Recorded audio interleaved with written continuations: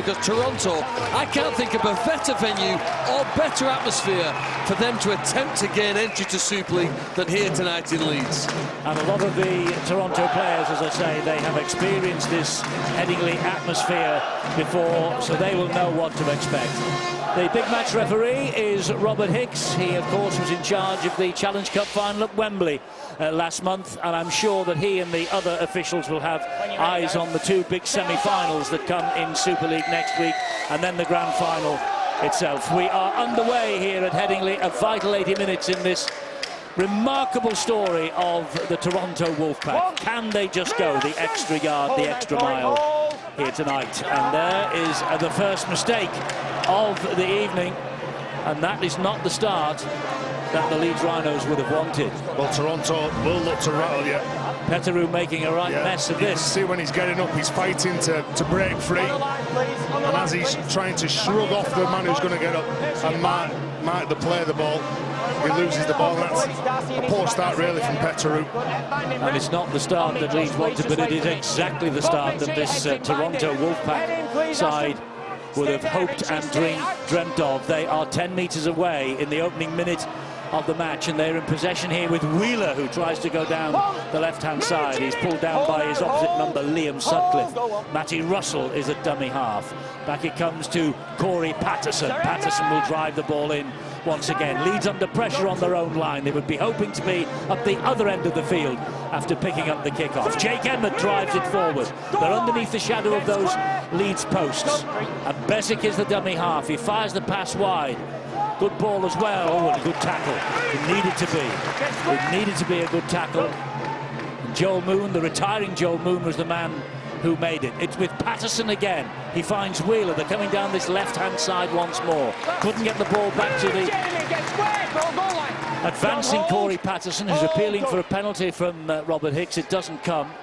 And so the ball now is with Blake Wallace, and he hoists the kick wide to that far side, and there is a knock-on from Mason Caton-Brown, and Leeds survive their early scare. Well, when you look at Toronto and you look at them when they play, they will chance their arm. They don't really offload the ball a lot, but what they do, they move it around. They let the ball work from side to side, get into the end of the kick, get into the end of the set, then putting the kick up.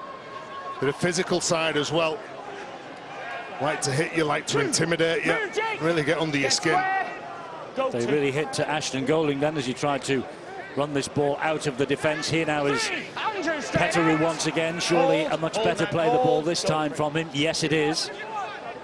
And Dom Crosby will take it forward for the Leeds Rhinos once again. The fallen champions of 2017. 2018 has been a struggle for them. It never looked like coming early on in the campaign. Nice kick down the line inside the 42, picked up by Gareth O'Brien. He knows all about these qualifiers. He has a rich tapestry of history, does Gareth O'Brien. Remember the drop goal for Salford that secured their place at Hull Kingston Rovers just a couple of years ago. A mid-season bye from Salford. Here goes Matty Russell now. Toronto, Matty Russell, you see the speed of the play of the ball, that ruck speed that's so important to them. Bob Besic, another man that can get up, really test and challenge and expose any dangers. If you go back 3 tackles, Eddie, Leeds put 5 men into 1 tackle, couldn't get them all back on position, and then you get a quick play of the ball. That's the danger. There's a risk and reward, isn't it, with dominating the tackle with so many defenders. Blake Wallace's high kick is very well fielded by Tom Briscoe. That will give him a lot of confidence. Well, it was under pressure as well from Gary Wheeler. He really went down. Well, Leeds Rhinos looking to open the ball up, get it back to centre field. Look at this for the turn. Confident start from the winger. From the other side of the field as Wakefield lead Warrington by 6 points to 0 in the Super 8s. That was Luke Briscoe who made the charge. Here now is Nathaniel Petteru again. He will play the ball to Parcell. Richie Myler named the Leeds Rhinos Player of the Year at their awards dinner on Monday night. He got the pass away to Ashton Golding. They've reached tackle number 5, still inside their own half. Are Leeds, and the kick is drilled all along the line. That's a good kick.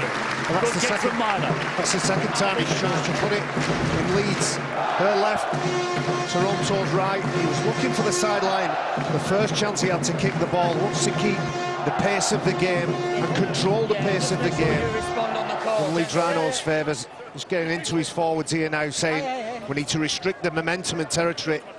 Good kick that under pressure. Bob Bezic gets out, tries to put pressure on him. Then he has the ability to cut the angle between the winger and the fullback, and Kevin Sinfield knows that in these sort of big games it's all about having a decent kicking game. Decent kicking game, winning the first 3 or 4 plays. Mason Caton-Brown here for the Toronto Wolfpack. Try in the 13-12 win against Toulouse a couple of weeks ago. Corey Patterson, who touched down last week in the game in Canada against the Vikings. Russell once again halted by Kinehorst. Bit of help also from Crosby. Quick play the ball again. Touched by Crosby. Well, you just see how good he is, though, Matty Russell. Even though he doesn't get forward, even though he doesn't break free, he leaves Leeds defenders behind the ruck, plays the ball quick. Cron was the man who played the ball then. Here now is Ashton Sims. Ashton Sims, formerly with Warrington, 2 years there, 97 appearances. Andrew Dixon, formerly with St Helens. Penalty for the Wolfpack. Well, that was always coming. Leeds Rhinos struggling. Bob Bezic, when Bezic goes and gets up and comes out, it's because the markers aren't set. And those fine margins within your tackle technique, within your structure defensively, your marker systems, they all have to be right. Oh, they haven't found touch with the penalty. They haven't found touch. That's a criminal offence. He's done incredibly well to knock that ball backwards from that position, leaning over the sideline. We'll get to see maybe later on a replay of that. As Toronto now, he's kicked it. Obviously, he's trying to get it over the sideline. I thought it went forward initially, but the touch judge and referee said no play on. And Leeds, meanwhile, have got a penalty. Well, you've got to get those plays right, so doubling up their errors here. They can't find the touchline, then they give a penalty away. A bit of frustration creeping in from Bob Bezic. This time Leeds do find touch with the penalty, so they're deep in Toronto territory as they begin this, their latest set of 6. It's going to be Joel Moon. This was always going to be his last match at Headingley. Oh, Liam Sutcliffe has knocked the ball on the very first tackle. Darcy Luxnick has picked it up. Joel Moon, as I say, last match at Headingley in front of the Leeds fans, last match in rugby league. He said today that he is hanging the boots up at 30 years of age, and the next phase of his life will begin at the end of the season back home in Australia. But there is the Liam Sutcliffe error. That's why Toronto are back in possession. And here they come, rolling forward once again with Lussick. They're a dangerous side. You don't want to be giving them too much possession early in the piece here. This is Blake Wallace now. He just jinked inside Sutcliffe. Good job that Petteru was there. Down he goes, just inside the 20-metre zone. Ashton Sims will take it left and find McCrone. McCrone then gets it away to O'Brien. Nice, delicate kick to the corner. Ball in the air, knocked forward. Knocked forward. Mason Caton-Brown might have touched it down, but the referee, Robert Hicks, closer to it than us. He's handing this upstairs to the referee, Phil Bentham. And Phil Bentham will decide on a possible knock-on, which I think, well, I believe there was, and I don't know whether it was touchdown anyway, Stuart. Well, I think it's more about the restart. Robert Hicks concerned there might have been a knock-on in the build-up to this. We should obviously give the team possession in a different way that we might end up otherwise. So I can't see a knock-on there. Looks to go backwards all the time. Does a Toronto hand get to this ball and knock it forward? It appears to come off a Leeds player. This might give us a better idea. I think this challenge here, is it knocked forward by a Toronto player? I think it's off a Leeds player going backwards. Luke Briscoe. And then what happens after this? So I think we're clear on that point. Is it Nick Rowstone that gets some kind of purchase on it, some kind of touch on it when it's in? That's where I think he touches it. Just brushes it with his fingers. Yeah, well, there's a knock on there if it comes off Toronto. It's difficult to see from that angle. They may well just carry on from that. It looks like certainly Briscoe's got the majority of the ball. He gets the initial touch there, but then it does come off the hand. Yeah, the touch on the hand there. So I think there's a knock on there by Toronto. And even Mason Caton-Brown might have knocked it further forward as well. Yeah, so it'll be the difference. Well, hang on, they're having a look here. They're having a look at the touch. They're having a look at the touchdown. So obviously Phil Bentham is happy enough that that was play on. Well, there's a foot out of play. Anyway, so it's an advantage to the Rhinos in any case, because they'll end up with a 20-metre restart as opposed to a handover 10 metres out, so they get further upfield. But it's certainly no try. Yes, mate. Ready? No try. 20. Wait. So no try, and a 20-metre restart, as Stuart Cummings rightly says. Mason Caton-Brown got a hand to it, but never got close, and his foot was on the line anyway. Well, the Rhinos don't need a warning, but the opening 6 or 7 minutes for the Leeds Rhinos have made a couple of basic mistakes, a couple of errors, whether that's nerves or anxiety, or just maybe the threat of the defenders from Toronto. We saw Ashton Sims get up, put pressure on Miley a set or two ago, and that started the rot. Here's another penalty. This is what they tend to do, Toronto. They tend to give away the odd penalty or three during the course of a match. And early on in the sets, when they didn't find touch before, they give a penalty away then on the second play. Then this one was on the second play. So going from nearly scored in a try, now they're under pressure near their own line. And it's Sutcliffe who got the ball away to Jordan Thompson, who will play the ball there to Parcell. Crosby will drive it in towards the 20-metre mark, centre field. I think he's been a good signing in Don Crosby. League leaders are 6-0 up against Castleford. It was Petterou. Here is Sutcliffe again. Corey Patterson scrags him to the ground.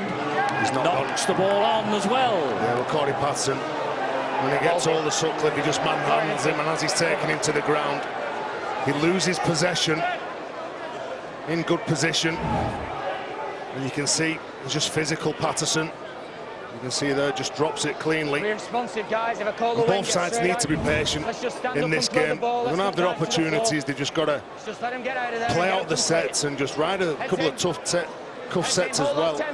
Jordan, hold. Well, it's a nervous start from both sides. But Leeds may be guilty at the moment a little bit more of Toronto of showing those nerves, although they should be. And here's another knock on now by the Wolfpack and Matty Russell. He pleads his case, but the referee will have none of this. Well, when you look at both sets of wingers, they are the meter makers. And again, gets up, tries to play the ball. It comes off a Leeds player behind the ruck. Could have been 6 of one and half a dozen of the other, though, there, Stuart, couldn't it? Well, I think Jamie Jones-Buchanan is jumping around, trying to take the shortcut to the marker position. But, you know, Matty Russell's just jumped over the ball in any case. You know, had he probably attempted to play the ball with his foot, the referee would have seen that there was interference there and probably gone, given the penalty to his side. Stuart, do you think this is the biggest difference between the game in the Northern Hemisphere and the Southern Hemisphere? The fact that they don't play the ball properly with the foot any time. Well, they've been quite strict in the NRL this year, and it does give more control to the play the ball. And it certainly tightens the game up. It's certainly a spectacle. Brett Ferris now for the Leeds Rhinos. I'm not saying that our semi-finals and grand final won't be spectacles, but I think you know what I mean on a general basis. This is Myler. He drops the pass off to Petterou. He's worked hard in 10, 11 minutes on the clock. It's only his 13th appearance of an injury-disrupted season for Petterou. This is Richie Myler. No look past to Liam Sutcliffe. Almost through. Parcell. Short pass. Crosby will take on Ashton Sims, take on Bob Bezic. And that's the last tackle, so it's the turnover, but right on the Wolfpack's line. We're going for the crash play on the last tackle. Don Crosby just can't get over the line. Are they going to just try and run this Toronto side around? Very ambitious to expect Don Crosby, though, to crash over. It wasn't from a metre out, it was about 5, wasn't it, by the time they expect him to push through the defenders. I'm not so sure whether that was ever in their plan to hope that Don Crosby would run through 3 men in the middle of the field. I mean, Leeds' attack this season, if we're honest, it ranks 10th out of the 10 Super League teams when we got to round 23. That's possibly the first thing that David Ferner needs to focus on when he takes over pre-season training next season. What is Leeds' style of play? What is their attacking philosophy? Which players are going to have the responsibility of hoping that this Leeds team are a more dangerous attacking outfit next year? If we do look at next year, they do have a half-back coming in, the Tongan Lohia, that will come in and add a little bit of steel, a little bit of creativity. And they are, to be fair, the top scorers in these qualifiers, 200 points. but they've got the worst defence of any of the top three sides now around them. Jamie, move! Hold me, hold. So David Furner's got a fairly big job on his hands, is I think what everybody's saying, and that's Blake Wallace who gets the ball away, and here they come with O'Brien. O'Brien inside, and Corey Patterson is going in for the first try for the Toronto Wolfpack, and Headingley is rocked, and Headingley is silent, and the Wolfpack lead by 4 points to 0. Corey Patterson, a try against Widnes last week. Well, they've weathered the storm, the Wolfpack. They've scored first after 13 minutes. Toronto Wolfpack lead 4-0. Well, you said before, Eddie, what a good signing this man has been, who's got the ball, Gareth O'Brien. You look at the time that he has. He knows that when he gets through the line, he just has to attract the fullback, and then it's just a simple 2-on-1. Knowing that Corey Patterson's pushed up on the inside, he knows also that he's got Gary Wheeler on the outside, but the big man's pushing up, he gets the try. It's a good start as well, isn't it, from Toronto? Look at the timing that he's got. The speed gets him out of trouble, gets rid of Kainos, and then passes the ball at the right time. But Jimmy Kainos has too many things to deal with. He's looking at Corey Patterson, who becomes the option runner, the dummy runner, goes behind him, and then when he tries to catch the player who ends up with the ball, it's a lunging, desperate effort. A good set-up play from Toronto, and you're right, Eddie, you give them too much ball in good field position, and they will score. Well, Blake Wallace's original pass set that up. This is the man who created it, Gareth O'Brien. Lovely show and go, and then found Corey Patterson, and here he is now trying to add the extras and give them a 6-point lead. Gareth O'Brien, 21 goals in these qualifiers, and he makes no mistake. The flags go up, and Toronto's tails are up. Run with the pack, they say, from the other side of the pond, and Toronto leads 6-0. Well, in a salary cap sport, most teams now choose to invest most of the money in the full-back position. Probably the most important now, arguably so, in the game. And you've seen the investment that the Canadian side have made here into Gareth O'Brien has paid off. That's class. That's a Super League standard full-back there, setting up the first score. It was interesting way to collect the kick-off from Nick Rawsthorne. He tried to trap it with his feet, didn't he, Nick Rawsthorne? Succeeded. Andrew Dixon takes the ball forward for the Wolfpack, leading 6-0. Here comes Ashton Sims. Solid one from him. They've got some leaders up front, haven't they, with Alexa Darcy, Lawson, Ashton Sims, Andrew Dixon, Patterson, Emmett in the pack. And then they've got the likes of Josh McCrone in the halves. The kick though from him, not the best. Ashton Goulding collects it on the full. Runs it back. Ashton Goulding, his 50th start for Leeds. Jack Walker absent tonight. Contender for the Young Player of the Year award. Well, finding it difficult to play the ball quickly. So yeah, running numbers now. Tom Briscoe trying to get a quick play of the ball for Matt Parcell behind. And they're making sure at the moment, Toronto, they do not get the quick play of the ball that they are searching for. 3 players in the tackle, even though he's on his front. Petru couldn't get to his feet very quickly. Here is Dom Crosby. Solid defence from the Wolfpack here. Last tackle we've reached for Leeds this set. Myler hoists the kick in towards the corner. O'Brien is underneath it. Positions himself well, knowing that there's going to be a decent chase from the Rhinos. He backs off to come onto the ball. Now this is Leeds' chance if they're going to get anything from this. That's a decent run though from Mason Caton Brown, makes 10 good metres. Here they come forward again with Matty Russell. He's so good, isn't he? Matty Russell bringing the ball back again. Quick play of the ball. 4 tackles gone for Toronto. Good set from the Rhinos defensively. Wallace again, good hands again. Wheeler cut down, good tackle. That was by Pinehorse that time. Made nearly 40 metres though on that set. Wallace with the kick downfield. Goulding has positioned himself perfectly again. The full-back will run it back. London Broncos against Halifax. Might have a massive bearing on how these qualifiers end up. If Toronto lose here, if London win by a big enough margin, the venue of the £1 million match at least might change. Luke Briscoe just copying a high shot from Josh McCrum. He accelerates into the tackle, goes between two defenders. It comes off the ball, goes round the neck, penalty. Well, it's just a quick acceleration through the gap, mistimes it, McCrum, former Canberra Raider. Top draw signing though from the NRL, underlying Toronto's ambitions. And their ambition, of course, has been burning brightly since the start of last season. Get into Super League at your earliest opportunity. Backed by a lot of money in Canada. The big gamble was taken. They want to be a Super League outfit, and they are so close in 2018. Here is Dom Crosby, dumped to the ground, 10, 12 metres away from the Wolfpack line. It's now with Liam Sutcliffe. Jamie Jones-Buchanan takes over, one of the elder statesmen in the Super League, the oldest member of this Leeds Rhinos side.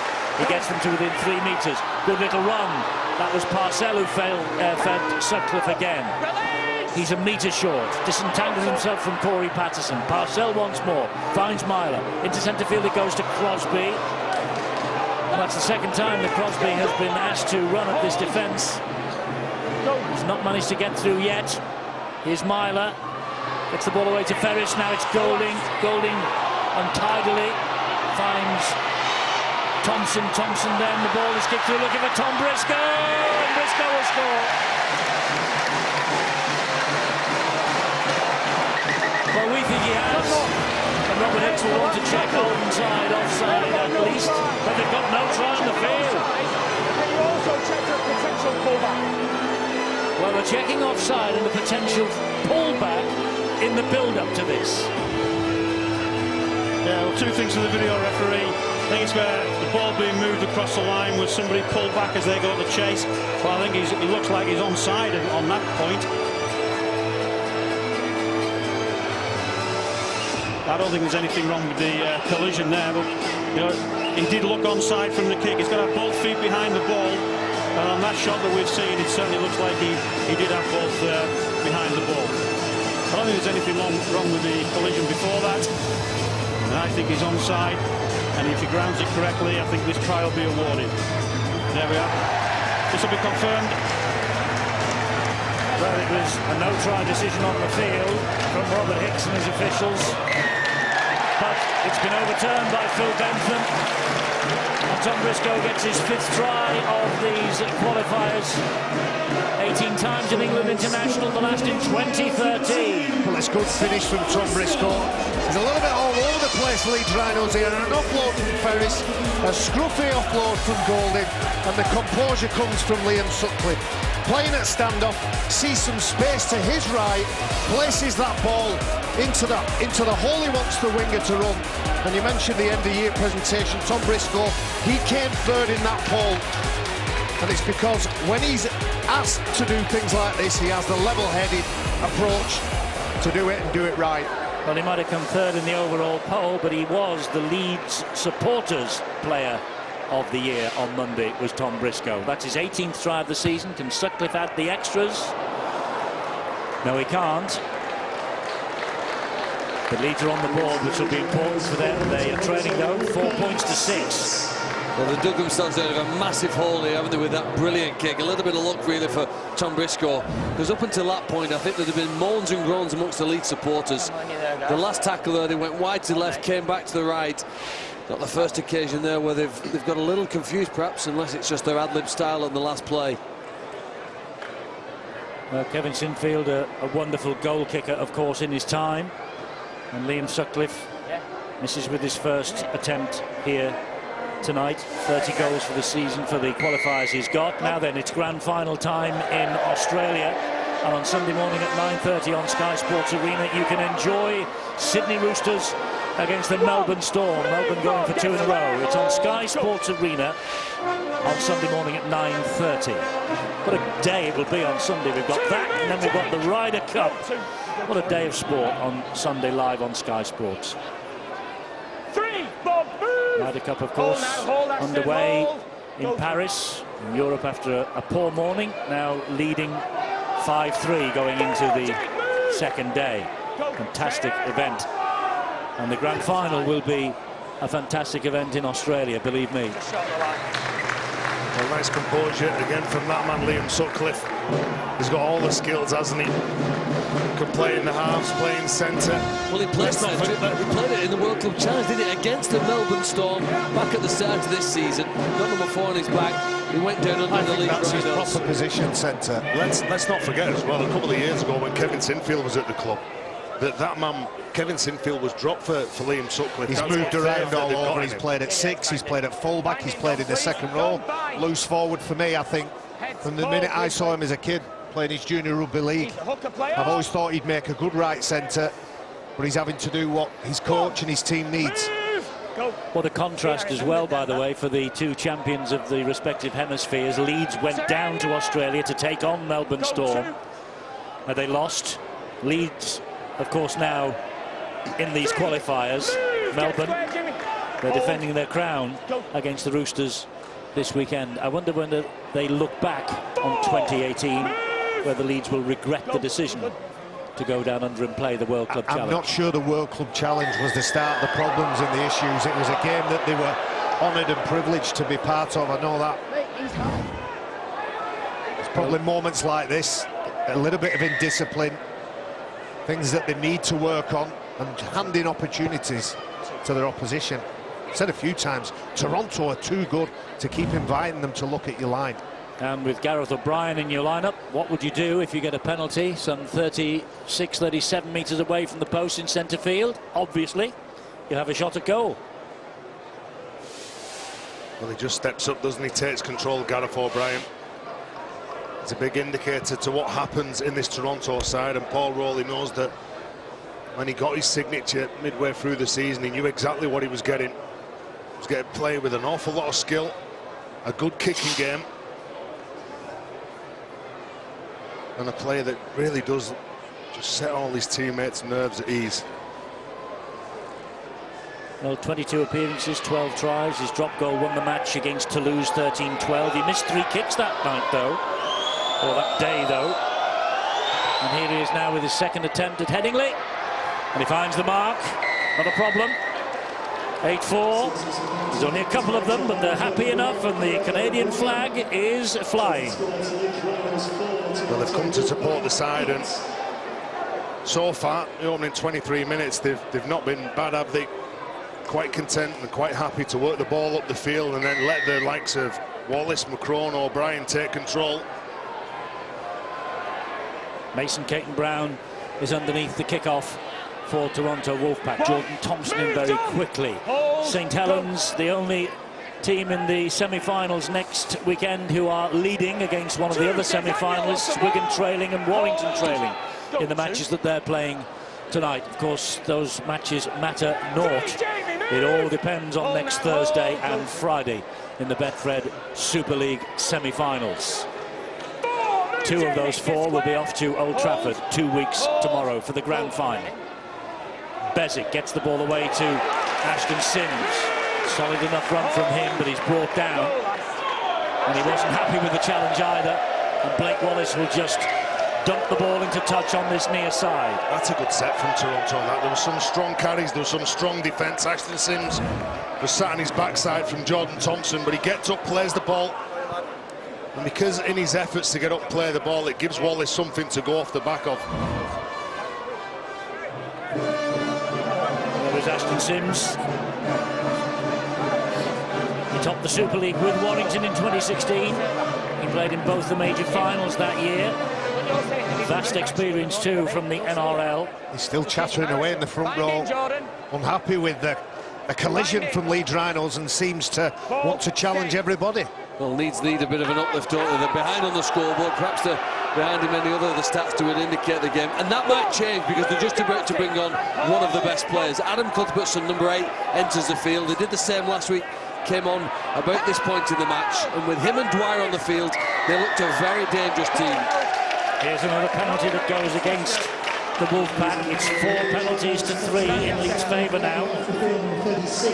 Well, that just plays into the Rhinos' hands, and that shows how strong Luke Briscoe is when 3 forwards can't take him to ground. Well, they do it in the end, but it's illegally. Big chance for Leeds then as Jamie Jones takes the ball forward on the first tackle this set of 6. Parcell, it's a good scamper from dummy half, pulled down by Jacob Emmett, held up by Dixon also. This Myler, lovely ball from him to Ferris. Good work from McCrone to bring him down. Inching closer Leeds. Cuthbertson's on the ball, first touch since he's come on. Gets the ball away, trademark.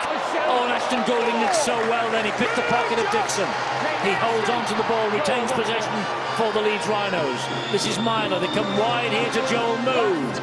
Mood drives it in on tackle number 5. 1 left then. Luke Briscoe finds Myler. Nice kick from Myler underneath the sticks. The ball has come free. And Sutcliffe has picked it up out of the air and out of the hands of a Toronto defender. And the try is given. Without reference upstairs this time. I think it was Corey Patterson who was robbed of the ball then. Ashton Sims went to him, gave him a pat on the head. Don't worry about it, but scores a level. Well, isn't he a good player, Liam Sutcliffe? Adam Cuthbertson gets the offload. Might have been a scrappy offload, but Ashton Goulding was aware of it, and he had to be in a decent position to get this ball. And when that ball's coming down just under the sticks, he knew where it was, he composed himself, and he just plucks the ball out of the earth, pulls it back in one hand. His right hand goes up for it, and then all of a sudden, he's got to jump above Corey Patterson to get the ball. That's a big play and a big effort. Liam Sutcliffe then, tremendous try from him. It's his second in the qualifiers. Barry made reference to the variety of positions he's played. He's played 5 of the 9 positions in a rugby league team this season. He's played fullback, centre, standoff, scrum half and second row. And the big question for Leeds for next season is to decide what is his position, because I think he's central to the success that Leeds might have. You know, he's 23 years of age, he's played over 130 games for this Leeds Rhinos side. In some ways, maybe his career, I felt, has stagnated over the last 12 months, maybe 18 months. But now here, he's got an opportunity tonight. He's put back into the stand-off position. With Joe Moon sifted for centre tonight, Barry, it makes me think that Leeds see him as a potential stand-off for next season and beyond. You're right, Phil. They've just got to try and find a place to put him at the minute. He's got a number of assets to his game. Jumping for a high ball is one of them. His running game is top class. His passing game needs some work, but he's good enough to get selected at standoff this evening. 28 minutes of this, the last qualifying match of the campaign, has gone, and Leeds are ahead for the first time tonight. 10-8. Cuthbertson with the first drive forward. Jones Buchanan takes it over again. Parcell is waiting at dummy half, coming down the right-hand side to the try scorer. Then Petteru will take it on. Petteru is greeted by 4 black jerseys. Looks sternly at Gary Wheeler. This is Cuthbertson. He bounced off Adam Sidlow. He'll play the ball to Parcell. Sutcliffe with the kick. Not played out, said the referee, so Besic has it back for Toronto. Not the best finish to that set. Well, strong defence as well from Toronto. There was a lot of committed drives and carries from those bigger players, but Sutcliffe can't get the ball through. It comes off the back of Wallace. And here goes Matty Russell now for the Toronto Wolfpack. 2 tries against Widnes last week. Ex-Salford, ex-Wigan, ex-Hull, ex-Lee. There are some journeymen in this Toronto Wolfpack squad.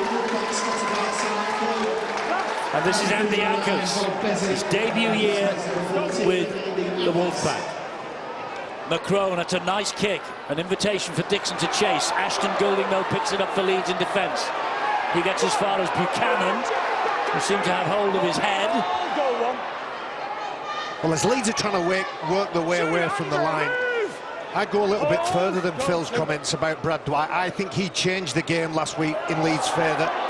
Jimmy Kino's taking it forward. They're trying to get Dwyer on. In fact, they've just got him on and rotated him with Matt Parcell. He'll get out from dummy half. His energy and his zip just gives everybody that boost and lifts Leeds Rhinos to the next level. It has done for the last 6 weeks. And here he goes. Brad Dwyer with his first touch. I think what makes him dangerous, Eddie, is he erratic from dummy half, isn't he? He doesn't know what he's going to do.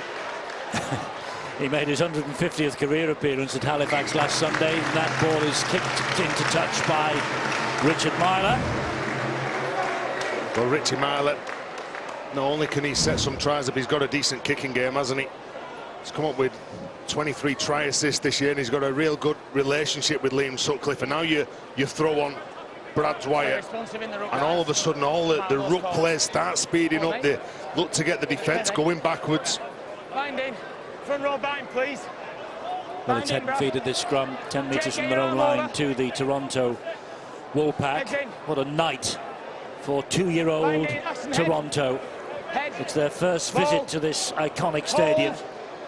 Will it be the setting for their greatest triumph? Wigan are on the board against Hull FC. Hull have had a shocking end to the season, and Lee Radford will be looking to improve in 2019, I've got no doubt. Will Hull be playing Toronto in Super League next year? Will they make it? After this, the most dramatic of the qualifying competitions we've ever seen. Ironic that it's come alive really in 2018, and the game has decided to do away with it in the future, going back to 1 up, 1 down. But what a qualifying competition this has been. But I think that's a credit to how good the championship's been this year. There was 6 teams all pushing for that top 4 place, Eddie, and that's been the best year in the championship that I can remember. And there's high hopes it'll be just as good next year, as Golding is brought to ground once again by Dixon and Rawsthorne. And of course, Leeds don't want to be involved in the championship. They won't be unless they suffer a massively heavy defeat here in the next 60 minutes or so. You just can't see it, can you?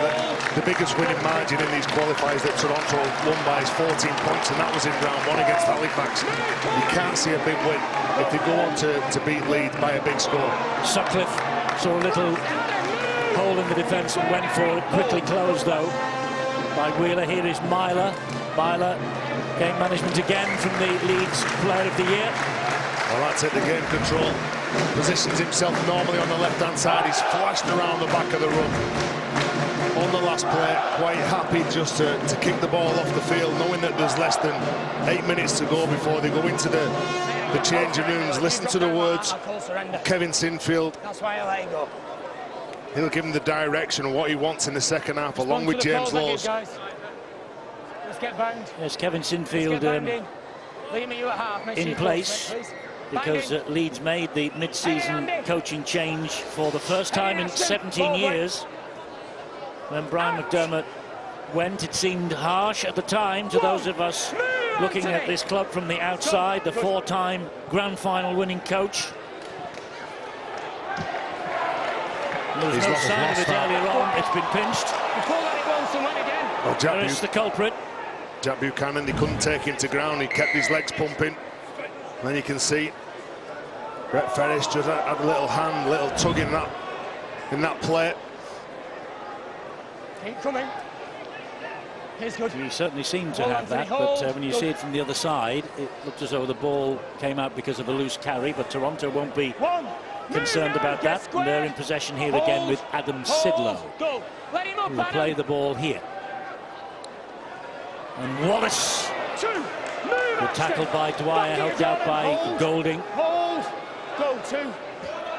That's Ackers again. And here is Emmett. 12 metres away, the Wolfpack. Ackers once more. Trying to fool the Leeds defence, making good progress, backing towards that line. Held up, and we'll play it here once more to Patterson. Gap through, and Jamie Jones-Buchanan was alert for that. Oh, there's a problem with Blake Wallace, Eddie. He's limping his way back on side. Just seen at the bottom of your screen, the physio came onto him. He's trying to run it off, position himself on the wing. That'd be a huge blow for the Wolfpack. Yes, he doesn't look well, does he, Blake Wallace? Meanwhile, Brad Dwyer tries to inject a little bit of pace from dummy half. That's where he got the injury. Yeah. Gets up from that, and he's limped ever since. Cuthbertson again, driving the ball home for Leeds. There's Wallace out on the wing at the moment, down this right-hand side. Leeds go left, though, with Myler, and short ball from him finds Moon. Moon on his way, his centre partner. Jimmy Kinehorst, of course, making his last appearance for Leeds. He's moving on at the end of the season too. As that ball goes dead in goal, and it's a 7-tackle restart on the 20-metre line for the Wolfpack, who still have a concern about Blake Wallace. As Kinehorst linked with a move to Hull Kingston Rovers, not yet confirmed. As Corey Patterson takes it forward. Oh, a tap from the 20. There was 2 passes, and that's the 20-metre line that Corey Patterson is playing the ball on. Unusual way to restart the game. Blake Wallace, of course, if he can't play on and he struggles throughout this game. Ryan Briley, I've seen next to or around the coach Paul Rowley, not selected for this game. Not have the advantage of swapping a pivot for a pivot. Decent run from Ackers. Gets Toronto to halfway. O'Brien dummy half. Sidlow again. He has 3 on his back. That's tackle number 4. They've made good progress though, despite the fact that it was an unusual restart from the 20-metre line. And there's Dixon, who's almost through. Mullally with the tackle. Last one coming up here. They've made 61 metres for all of that. Crossfield kick, looking for Matty Russell, finding Matty Russell. Russell gets it away to Patterson. Patterson tries to dab it down the line. I think that came off Sutcliffe, didn't it? This is going to be head and feet to Toronto. Could have been dangerous as well, Eddie. No, it's not. He's given it to Leeds here. Time off. Mate, well, that is a wrong call. Yeah, it is. That is a completely wrong call. I think Sutcliffe who kicks the ball. Here you can see him make a play for it. Yeah, it's going to be Toronto's head and feed. Didn't Matty Russell do well when he gets that ball away to Patterson? He's on the line. Well, in the NRL, Eddie, last week you'll have seen an incident like that. They correct it while the game has stopped naturally, and it may occur on this occasion again here now. It has. The information's gone to Robert Hicks that the initial call was incorrect, and it's been given to Toronto. Saints leading 18-0 against Castleford Tigers. A possible dress rehearsal for Old Trafford in the Super 8s here. Great chance for the Wolfpack with Wheeler. Only the 10th appearance of the year, but the 9th in a row for the former St Helens man. Had dreadful luck with injuries during his career. Here is Buchanan now. And Jack Buchanan keeps the legs going before he's pulled down 9 metres shy of the line. Ackers goes down the short side. Wallace, good ball. Patterson. Good tackle by Sutcliffe. Or if you give that to Gary Wheeler on the short lead, that was a try. Ackers to Wallace. Buchanan again. Leeds stand up in defence, 10 metres out, 4 tackles gone. Jake Emmett, good tackle by Cuthbertson. Last one coming up for Toronto. Can they get something? A repeat set at least. McCrone with a high kick to the right-hand side. Knocks forward. And that's the turnover. Well, nothing in this game. They blew an opportunity. Paul Rowley knows it. Over on the left-hand side, they go out the back. And Gary Wheeler comes on a nice tight line. I can't see Wallace surviving. Still struggling, Eddie. Every time he's running a play, trying to get around the field, he's limping. It'll be interesting to see how he goes at half-time, and he's got to sit down in the changing rooms for around 12 minutes. Well, I'll give him 10 out of 10 for bravery. He doesn't look. He's not looking to the sideline. Not looking for a way out. He's looking for a way in. Wallace. It's maybe a sign of how vital he is to Toronto that they're giving him every opportunity to run this injury off. Sidlow, meanwhile, penalised because he's interfering in the ruck. So Leeds, they don't tap their restart. They boot the ball into touch 40 metres away from their own line. And here comes Jordan Thompson again. You'd be having a little look if you leave Sutcliffe. You'd be having a look at Wallace and where he is. Well, they're coming this way. There is Wallace. He was beaten in the end. And there is a one-on-one steal by Gary Wheeler on Jimmy Kinehorst. Well, good play from Gary Wheeler, wasn't it? Knowing that the side were under pressure, especially on Blair Wallace. Now they give the penalty away. We'll have one more set of 6 now here before half-time. There's been 10 penalties. Is it 11 now? 10 penalties in the match.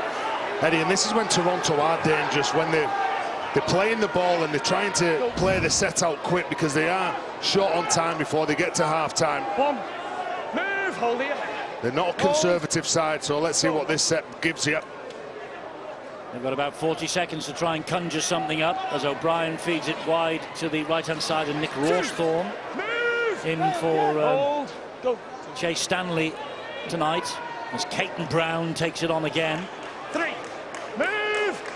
Ackers Hold. quickly in a dummy half.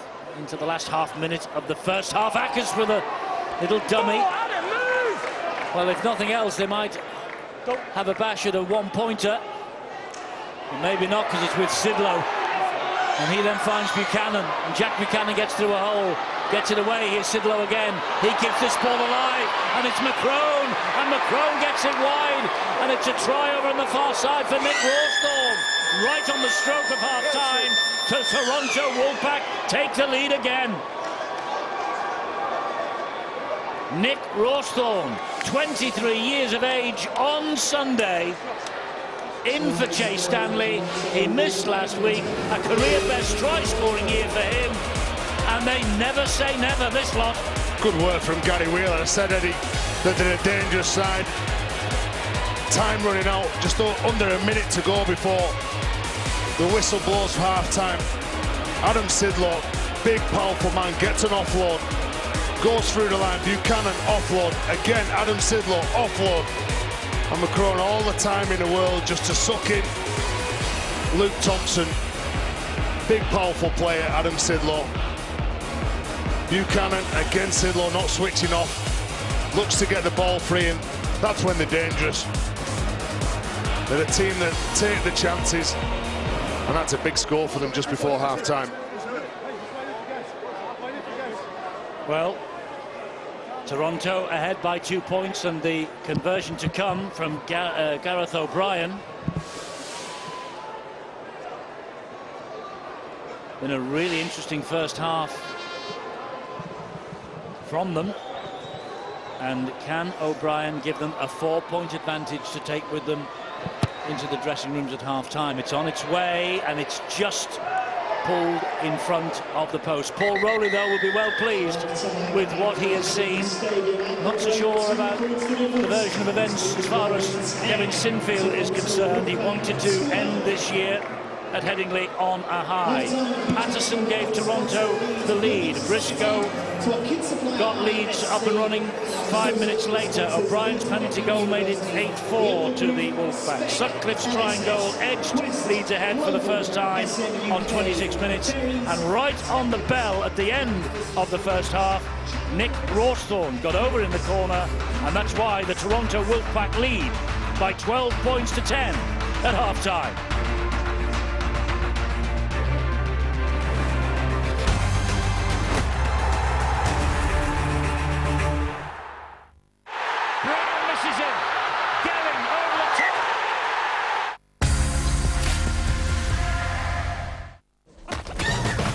Choose life, choose a job, choose a career, choose a starter home, choose your friends, choose rotting away at the end of it all in a miserable home.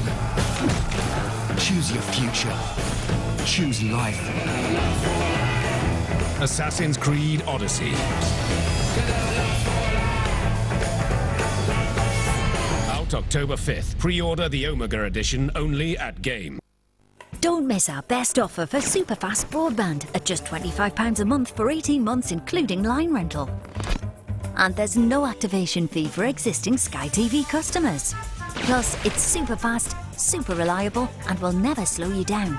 So get super fast broadband for just £25 a month with no activation fee, exclusively for existing Sky TV customers.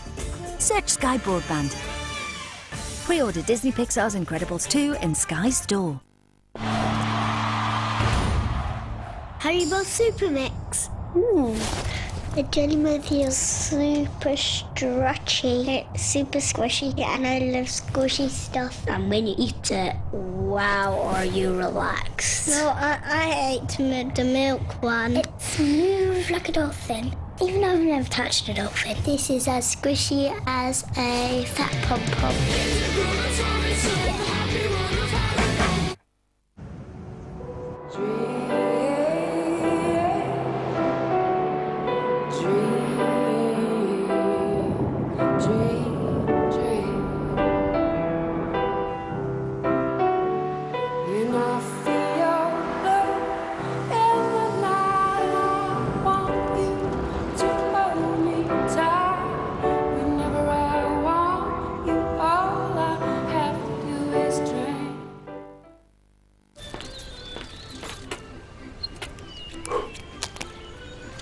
Right, lads, let's show France what we're made of.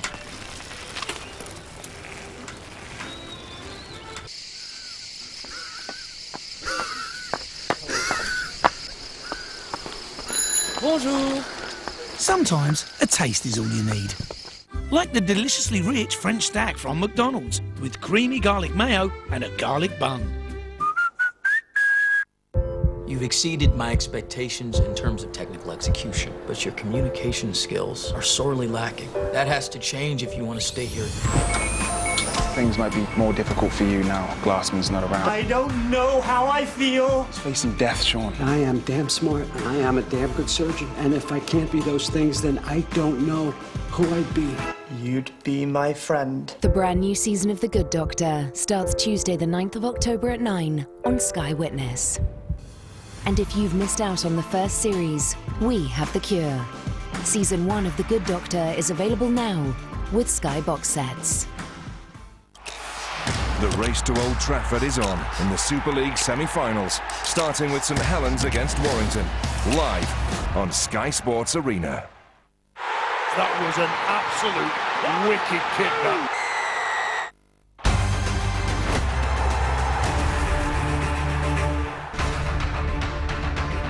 Qualifying tomorrow at the Russian Grand Prix from Sochi, midday Sky Sports Formula 1, and it's race day on Sunday, 10:30 a.m. Again, Sky Sports Formula 1 will have all the action for you on Sky Sports. Oh, what a day it was in the Ryder Cup. Europe leading 5-3. We've got day 2 coming up, 6:30 a.m. Sky Sports Ryder Cup channel. First points for Europe scored by Francesco Molinari and Tommy Fleetwood, the Wigan Warriors fan. And imagine as he's resting and relaxing over in France, he'll be keeping an eye on the scorelines from the DW Stadium, where his side trailed 12-6 at half-time to Hull FC. Gabe Hamlin with a try for the home side, but Carlos Tumavave and Jamie Shaw scored for Hull FC. Wakefield are 13-12 up against Warrington, courtesy of a Ryan Hampshire drop goal, and St Helens lead 18-0 against the Castleford Tigers. Morgan Knowles, Ben Barber with his 27th of the season, and what a week it's been for Matty Leeds. He scores his first try for St Helens in the week. He is named amongst the nominees for the Super League Young Player of the Year. Okay, let's bring you to the action here at the Emerald Headingley Stadium. It is 12-10 at half-time to the Toronto Wolfpack. The side will be hoping against hope for automatic promotion, but they will do themselves the world of good in their efforts to pursue a home game in the £1 million match. Right, here's the match stats. What stands out? Well, completion rate very high for Toronto, up at 80% and just 2 missed tackles. Good defensive effort from Toronto, or a sign of the attack that they're facing from the Leeds Rhinos. It is sometimes hard, John Wells, when you're watching the Leeds Rhinos, to say the words reigning champions in front of them. Champion club, ground being redeveloped, will be a champion club in the future, no doubt, but this is far from a champion side. Yeah, I think, well, you picked up on exactly the right statistic there by saying that there were 2 missed tackles from Toronto. On the face of it, that looks like a magnificent effort, both sides of the ball, which started with this try from Patterson on 12 minutes. But yeah, I think it's also probably symptomatic of how little the Leeds Rhinos are offering. It is very, very difficult to get a read on what the Rhinos are doing in attack. The best way of describing them is that once again they look like they are stuttering their way through a game. Certainly they've stuttered their way through the second half of the season. The tries, even like from Briscoe, a bit of second phase play. Yes, this was good. A great individual effort though from Liam Sutcliffe, rather than structured team work that is you know, bending and prodding and probing at this Toronto Wolfpack line. And I think they both sides got exactly what they deserved from the half. You know, I think the Toronto Wolfpack, they played willing to get a bloody nose, willing to play the risky stuff, if you like, and I think they deserve half-time winners, half-time leaders, should I say. I had Barry McDermott, just before you look at the Corey Patterson's try, Barry McDermott was with me in the studio before the game. He said, I've seen improvements in the Leeds Rhinos, particularly in the last 2 matches in the second halves. That would perhaps be the only hope that their fans would be thinking about going into half-time here, that they could possibly get better in the second 40, because there's very little evidence of an improved Leeds Rhinos in that first 40. This, from the outside looking in, this looks very much to me like a Leeds Rhinos outfit who is trying very, very hard to wind the clock up on 2018 and just clear the decks for 2019. That's what it looks like on the field as well, because to say devoid of ideas, I think he's being kind at times to them. This is about the Toronto Wolfpack. Okay. This is a massive, massive evening for them. Huge night for them. They scored the opening try of the game through Corey Patterson. Break it down first, John. Show us how it was constructed. You probably see this more often than I'm gonna make this out to be bigger than it is. But when you're facing a defence that's an attack that's organised, you need to try and grant yourself a quick look at that line and assess what's coming at you. They probably had about 2 seconds there to try and figure out how this man, Gareth O'Brien's, going to fit into the equation.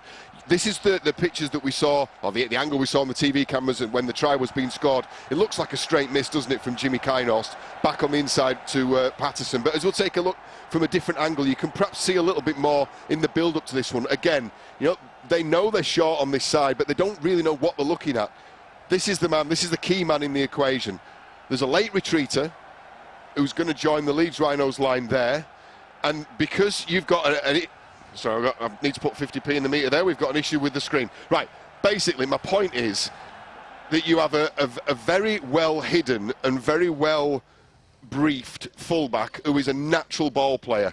He put himself in a hole, had a lovely fade on the outside and presented himself at the last moment. Gives so little time for a Leeds Rhinos defence to look at. A Leeds Rhinos defence that actually doesn't take much prodding to get pushed over. Okay, we'll look at Bears statistics. 6-all at half-time last week against Halifax. Leeds won that game 34-6, but it is against the side who have yet to register a qualifiers win. They're trailing at half-time against the side, as you say, who are on a huge night for themselves. Their efforts are to probably secure a home game in the £1 million match. Can the Leeds Rhinos get a victory here, or is this going to belong to the Toronto Wolfpack? Well, I'm going to go with the visiting side. I think it looks like it means a whole lot more to them. I think on paper it means a whole lot more to them. And as I said, I think coupled with that stuttering Leeds Rhino side and a side that looked to me to cannot wait to bring the curtain down on 2018, I'll stick with the Wolfpack. Kevin Sinfield said when they do bring the curtain down, there will be changes here at Headingley. Changes are needed. The biggest one of those, no doubt, is Dave Ferner is coming in as the new coach. If he's watching this match, he will see the work he has yet to do. Kevin Sinfield delivering the final messages to his players before they go out to take part in the second half of this round 7 game from the Betfred qualifiers. Paul Rowley, slightly more animated in the Toronto Wolfpack dressing room. He said pre-game in his interview with Angela, we'll have to try and disrupt the Leeds Rhinos. Well, you can tell they have done that in the first half. They hold on to a 2-point half-time lead. Can they expand on that? If this scoreline was to blow out and play in favour of Toronto, they may be thinking about automatic promotion, but at the moment, it's looking good for a home game in the £1 million match. Second 40 on the way.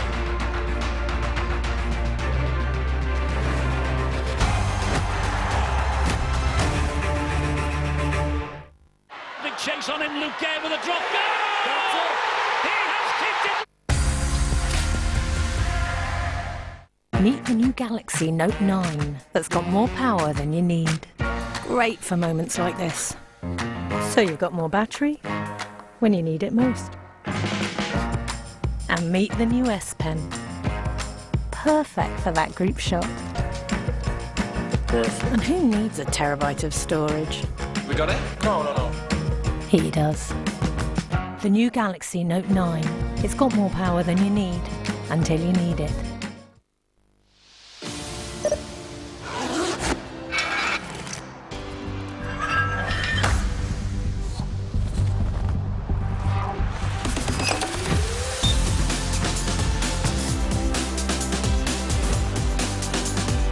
Start your journey to great this autumn at DW Fitness First. Recommit, re-engage, re-energize. Go online for a free gym pass. Great starts here. I've brought good grilling to Great Britain because a tasty footy match is like a juicy burger. There's 2 halves, buns, your star striker, patty, red cards, ketchup, yellow cards, mustard, corners, cheese. No, Morris, no fruit, don't be weird. And to top it all off, a little bet. I'm going each way for a draw. Don't bet silly, bet savvy. Knock that off. Get up to £15 in free bets when Chelsea or Liverpool score if you bet on either team to win at coral.co.uk. The smart money's on Coral. Dine for $9.99 from Domino's. Any size pizza for only $9.99 each when you buy 2 or more. Domino's, the official food of everything.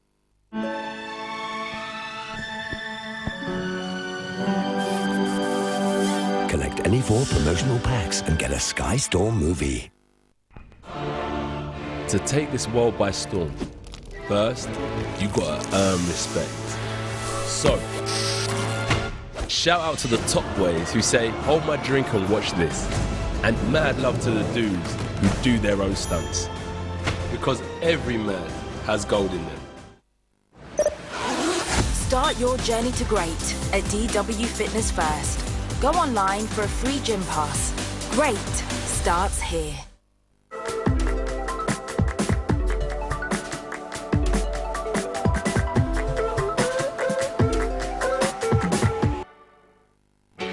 He sees things that we can't even begin to understand.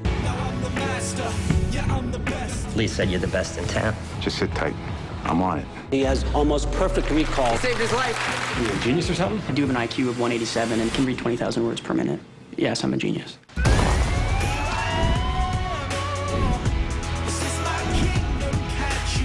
I'm very proud to have you. When only the best will do. Watch every episode ever with Sky Box Sets. The Premier League action continues this weekend with Cardiff v Burnley and Bournemouth v Crystal Palace live on Sky Sports Premier League.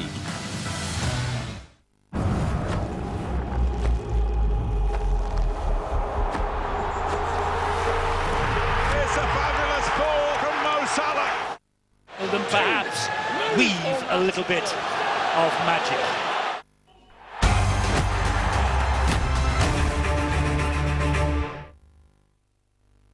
Cause we're gonna be legends! O'Neill gets the ball! Taken to steelwork! He hits it, he's got it! He's got the Premiership! The siren sounds! Fenella have won it! You can turn the light out now! Oh, Slater's gone in for another finals try!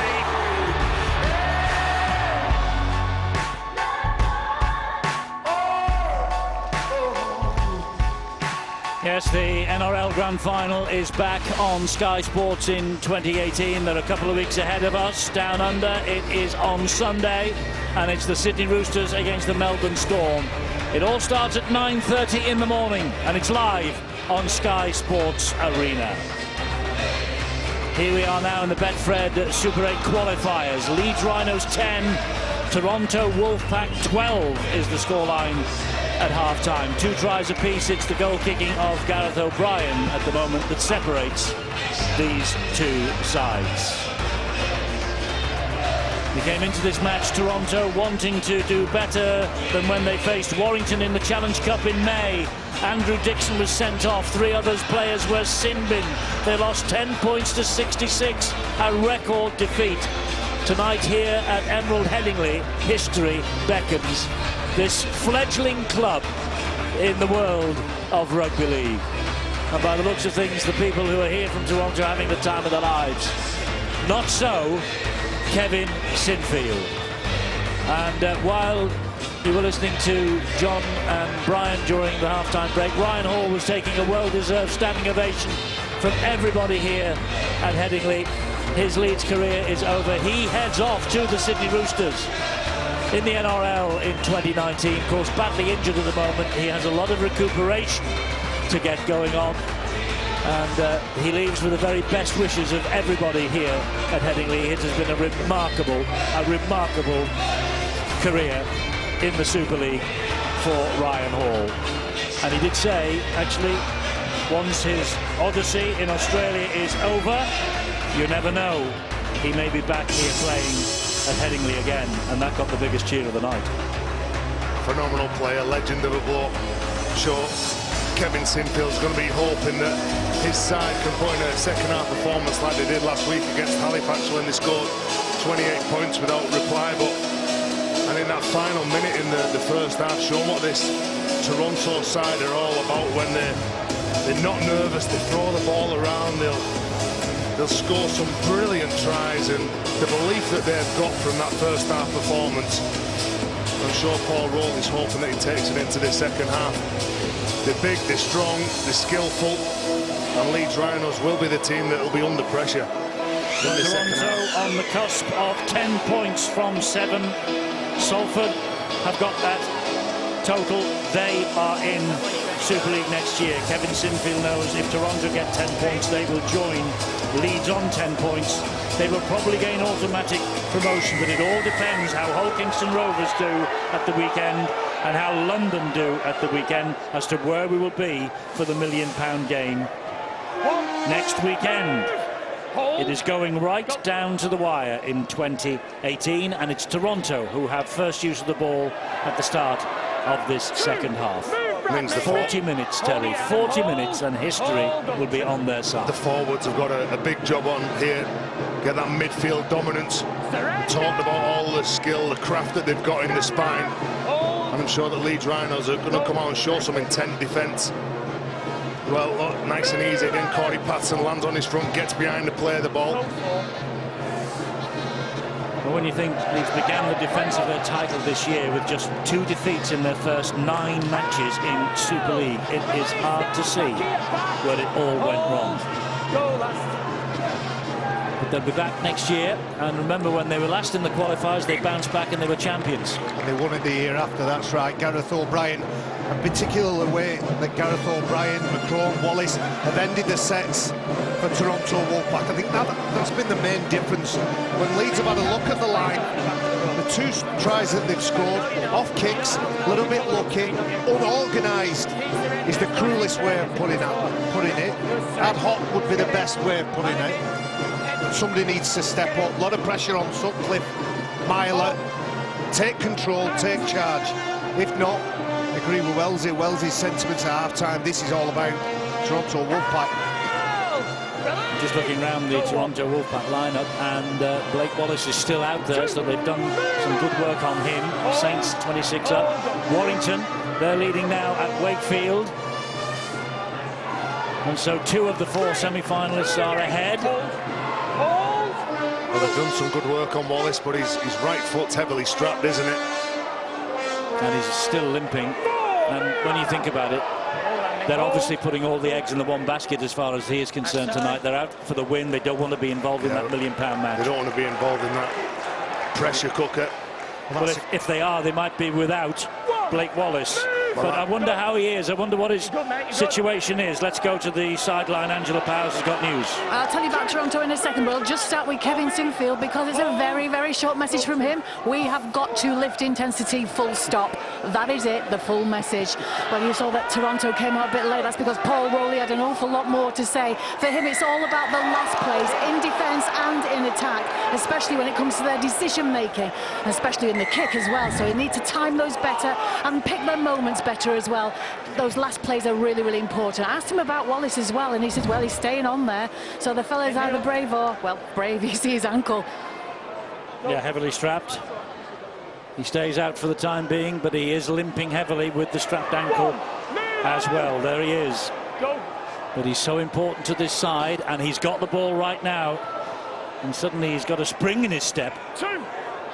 But he's halted 5 metres short of that line. He will play the ball, and here is Macron again. He had to reach forward and get that, and Brett Ferris came in and made sure that he was not going to get to his feet and make any further progress.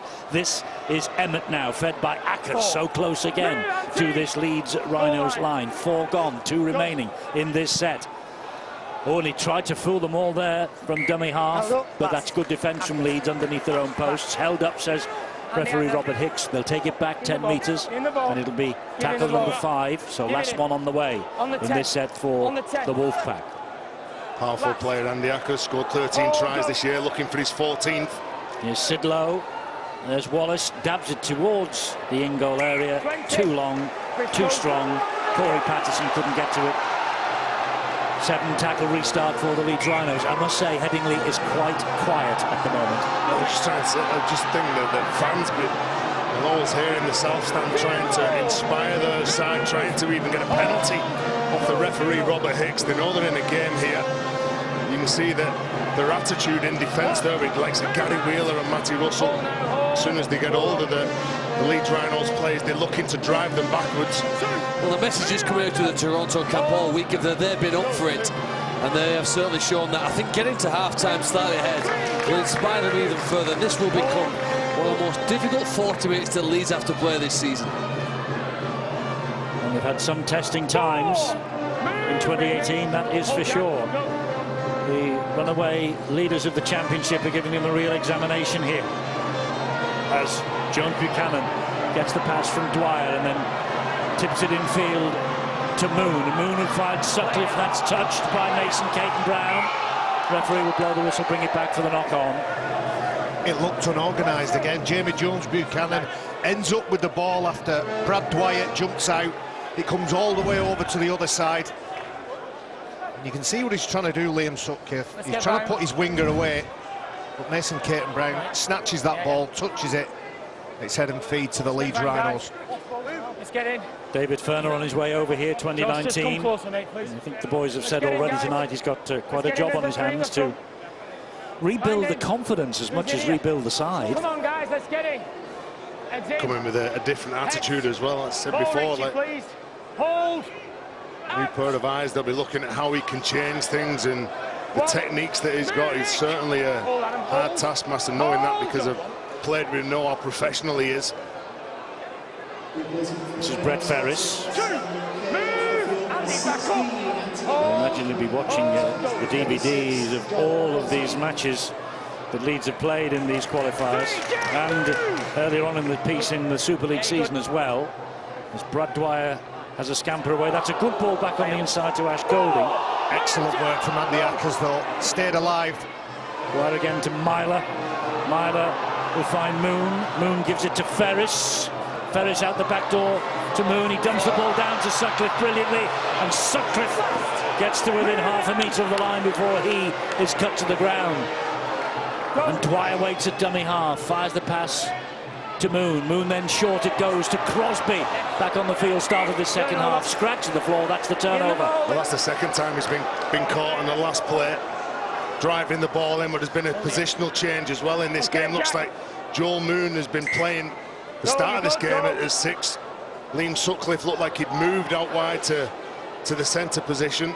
Moved on. Warrington increased the lead at Wakefield.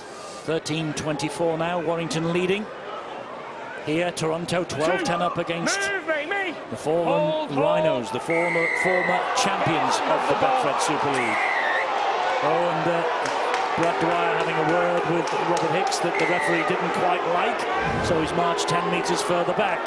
Frustration is beginning to grow at Headingley. Well, that's it. He wouldn't let Rollstone play the ball, and then he says something out of turn, which is another cheap 10 metres for Toronto. Buchanan takes it forward again and got a bang on the noggin as well for his pains. Big shot from Thompson on Buchanan then. Plays the ball and then sinks to his knees. Here's Buchanan once again. He's back up very quickly. There's another player, Sidlow, slow to his feet. This is Ackers again. Puts the ball away nicely. Nice kick in, and Mason Caton-Brown is quick. Ash Golding gets there first, though. I think he's grounded it over his own line. It's a goal line dropout coming up. Well, they certainly back themselves on the front foot, kicking on the second play. Notice that there's space behind that man, Ash Golding, the fullback. Just have a little look. You spot Ash Golding in the line. There's no fullback behind. He does have the speed to get back, though, and prevent the try, but it's another set of 6 for Toronto. Again, good vision from the Wolfpack side, isn't it? Ash Golding just couldn't get up on his feet. There was a sheer weight of numbers that beat him as much as anything else. Pushed over the line. And it's a short goal line dropout, but it's bobbled all along the ground to Nick Rawston. It allowed Joe Moon and co to rush quickly from their own line and close him down before he made any progress. Hold now, hold Jordan. Yeah, you got Caton-Brown pointing to the left-hand side. He'll go that way because there's no one outside him on the short side. Here is Andrew Dixon now. 2, move, Brad. Hold, go. Now it's Ackers. And Ackers finds Wallace. Wallace to O'Brien. He nearly fooled them. Move, baby. Hold, go. 3. It was Kinehorse with the tackle. Jake Emmett now for the Toronto Wolfpack. 5 metres away. Line now, hold the line. 9 minutes gone of this second half. No sign of a Leeds comeback yet. That's a ball to Sidlow, and Sidlow gets over the line but is held up by the Leeds Rhinos defence. They did well to stop the big, powerful Sidlow then as he backed into the defensive line. You could see him trying everything to break free from the tackles. Back 10 metres they go. This is the last one. Ackers will slide the kick in. There's a big hole there. Oh, and the ball has come free. The ball has come free, and I think Blake Wallace has touched this down. Well, again, it goes upstairs to Phil Bentham. They have a try on the field, and it's going from bad to worse for the Rhinos, but it's going absolutely wonderfully for the Toronto Wolfpack. They're on their way to Super League if this keeps going. I think this is all about whether it was grounded by Leeds before it was grounded by Toronto. He's onside from the kick. Does he manage to ground it in the in-goal area? Well, it looks like his hand's on the ball there. He may well have done that. He might have grounded it on the line on the first look. I think Joel Moon's got a hand to it as well, hasn't he? Well, I think there. Or is it Richie Myler? I think the first touch is on the line. I think the try will be overturned. Now, there it is. It's grounded on the line by Kynhost. It certainly is grounded a second time as well. So this will be overturned. No try. Grounded in goal, though. It is a goal line dropout. He's a dangerous player, Andy, because he knows exactly when to run. Space opened up for him. Kicks the ball behind. Again. Blake Wallace, he's all over the place. He's going to win the Bravery Award this evening, isn't he? Ankle strapped up, limping his way around the field, but still fulfilling a job. And they're certainly playing all their aces tonight, Toronto, in the hope of getting into Super League automatically and avoiding the trials and tribulation of the £1 million game. Here's a penalty, though, to Leeds, which was a relief because it's an incorrect play, the ball, and Jamie Jones-Buchanan was flat out. He's penalised Krasniqi here, saying that he wasn't held. He's got up. He should have carried on with the run. Yeah. It's classed as a voluntary tackle. They collide, Jamie Jones-Buchanan and Krasniqi. It's a massive run here from Krasniqi. Look at him, footwork at the line. He bangs into him. Why do we apply some rules, though, and ignore others? That's the question, isn't it? How has he done anything there? I mean, you're allowed to go back and play the ball again if you've offloaded it later. Maybe there's an issue looking at that, but that's not what the game has been stopped for here, and a penalty awarded to the opposite team. Well, he's not tackled, Phil. No, but he hasn't actually. If you stand up and roll the ball back to a teammate behind you, that's just play on anyway, isn't it? But he's played the ball and he's not tackled. How's there to play the ball? He doesn't touch it with his foot. Let's hear from the expert. He started the play the ball process when the tackle hasn't been complete. That will be classed as a voluntary tackle, and that would be why the penalty is. They'll be looking here to see whether there's any foul play taking the ball in, but it just looks like a collision. Just a massive carry from Krasniqi. Well, he shouldn't have played the ball. That's the most important thing. Had he got it on, it would have been even better for them. As it is, it's a penalty to Leeds, and they are in possession. And that's a relief for the Rhinos, let me tell you. Dwyer from dummy half. Little run from him. Bringing Don Crosby back into the play. Down he goes on his backside, 20 metres away from the Toronto line. Dwyer again to Myler. Oof. Ashton Goulding got that, and Blake Wallace got him. Great read in defence. He's been very physical this evening, Gary Wheeler. A one-on-one steal, comes out of the line and puts some real shoulder contact on Ash Goulding. Here's Cuthbertson now. 7 metres away. Dwyer to Moon. Myler. A stab from Myler looking for the in-goal area, only finding Gareth O'Brien again. It seemed a bit of a scrappy end yet again for the Rhinos. They're not getting the plays right. In good field position, they're not taking the chances. You see that Richie Myler's just trying to get the ball through the defensive line for Sutcliffe and Briscoe. Well, a furrowed brow on the director of rugby at Headingley. Well, what the fans are due to have that man on the field, Kevin Sinfield. Well, they're lacking a general, aren't they? Yeah. I'm not going to have more players talk to me like that. The next one I'll deal with in a different way. It doesn't matter what he says, it's his disrespect that he's showing. In respect to the ruck, your players are constantly on the ball after move. If they don't come off it, I'll deal with it differently. Yeah, I've just told you what I'll deal with it differently if I need to. Well, they're on a warning. It sounds like there's some chunnering going on as well. He doesn't take no nonsense, does he, Robert Hicks? He's heard a couple of things he's not happy with. Told the captain. And Leeds Rhinos' frustration is now getting out there, and it's being channeled towards the referee. Well, Their frustration should be getting challenged towards the Toronto Wolfpack. Wakefield coming back against Warrington, and Wigan coming back against Hull. Only a 2-point advantage there to the black and whites. Here, the black and whites of Toronto are 2 points to the good against the Rhinos. And this is Krasnicki again. Sauntering into dummy half goes Andy Ackers. This now is Buchanan. Midway inside the Leeds Rhinos half of the field. Ackers to Macron. He's got Dixon on his shoulder. He found O'Brien instead. Very good tackle. Great challenge that was from Joel Moon. Macron again. He'll hoist this towards the left-hand side. Briscoe did well. He was challenged in the air though by Jack Buchanan. Yeah, taken in the air, but what a good take. It was well from Tom Briscoe under pressure. Have a look, and the ball goes up in the air.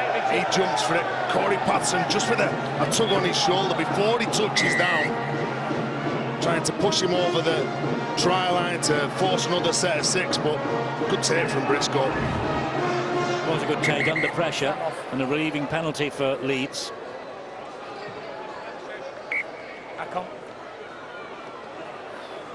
Here is Peteru. And that's O'Reilly's reaction to the penalty that was given away on the Leeds line. He knows what a great opportunity was missed there. Cuthbertson wrestled to the ground again, put on his back, and he's been winded in that. What's more, it's an illegal challenge because the referee's blown a penalty for the Rhinos and Cuthbertson is hurt. I'd say that's a couple of little negatives that they've got in the game, and they give the penalty away.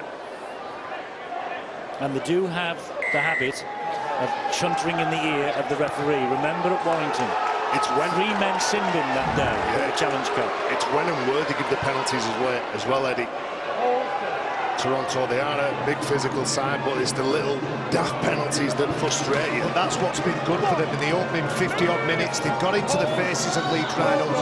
They've frustrated them that much that they're shouting at the referee. They will give a couple of penalties away, but I think they're willing to give those penalties away to unsettle their opposition. This is Dwyer. Gets the short pass away to Jones Buchanan. Could play the ball needed and got. This is Dwyer again. Wide it goes. Kinehorst is there. Has Kinehorst put the ball over the line? It looks like there. Yes, he has. Jimmy Kinehorst gives Leeds the lead back again, 14-12. And on his farewell appearance at Headingley, Jimmy Kinehorst scores a vital try. He's played 6 of the 7 in the qualifiers this year, all in the centres. And he made the 2012 Cup final for the Rhinos in only his 4th appearance for this club. Here he is in his 90th, and this is a vital try. A little bit of hard work from Adam Cuthbertson. Some fight, some determination in the tackle. Hicks blows the whistle. 30 metres downfield.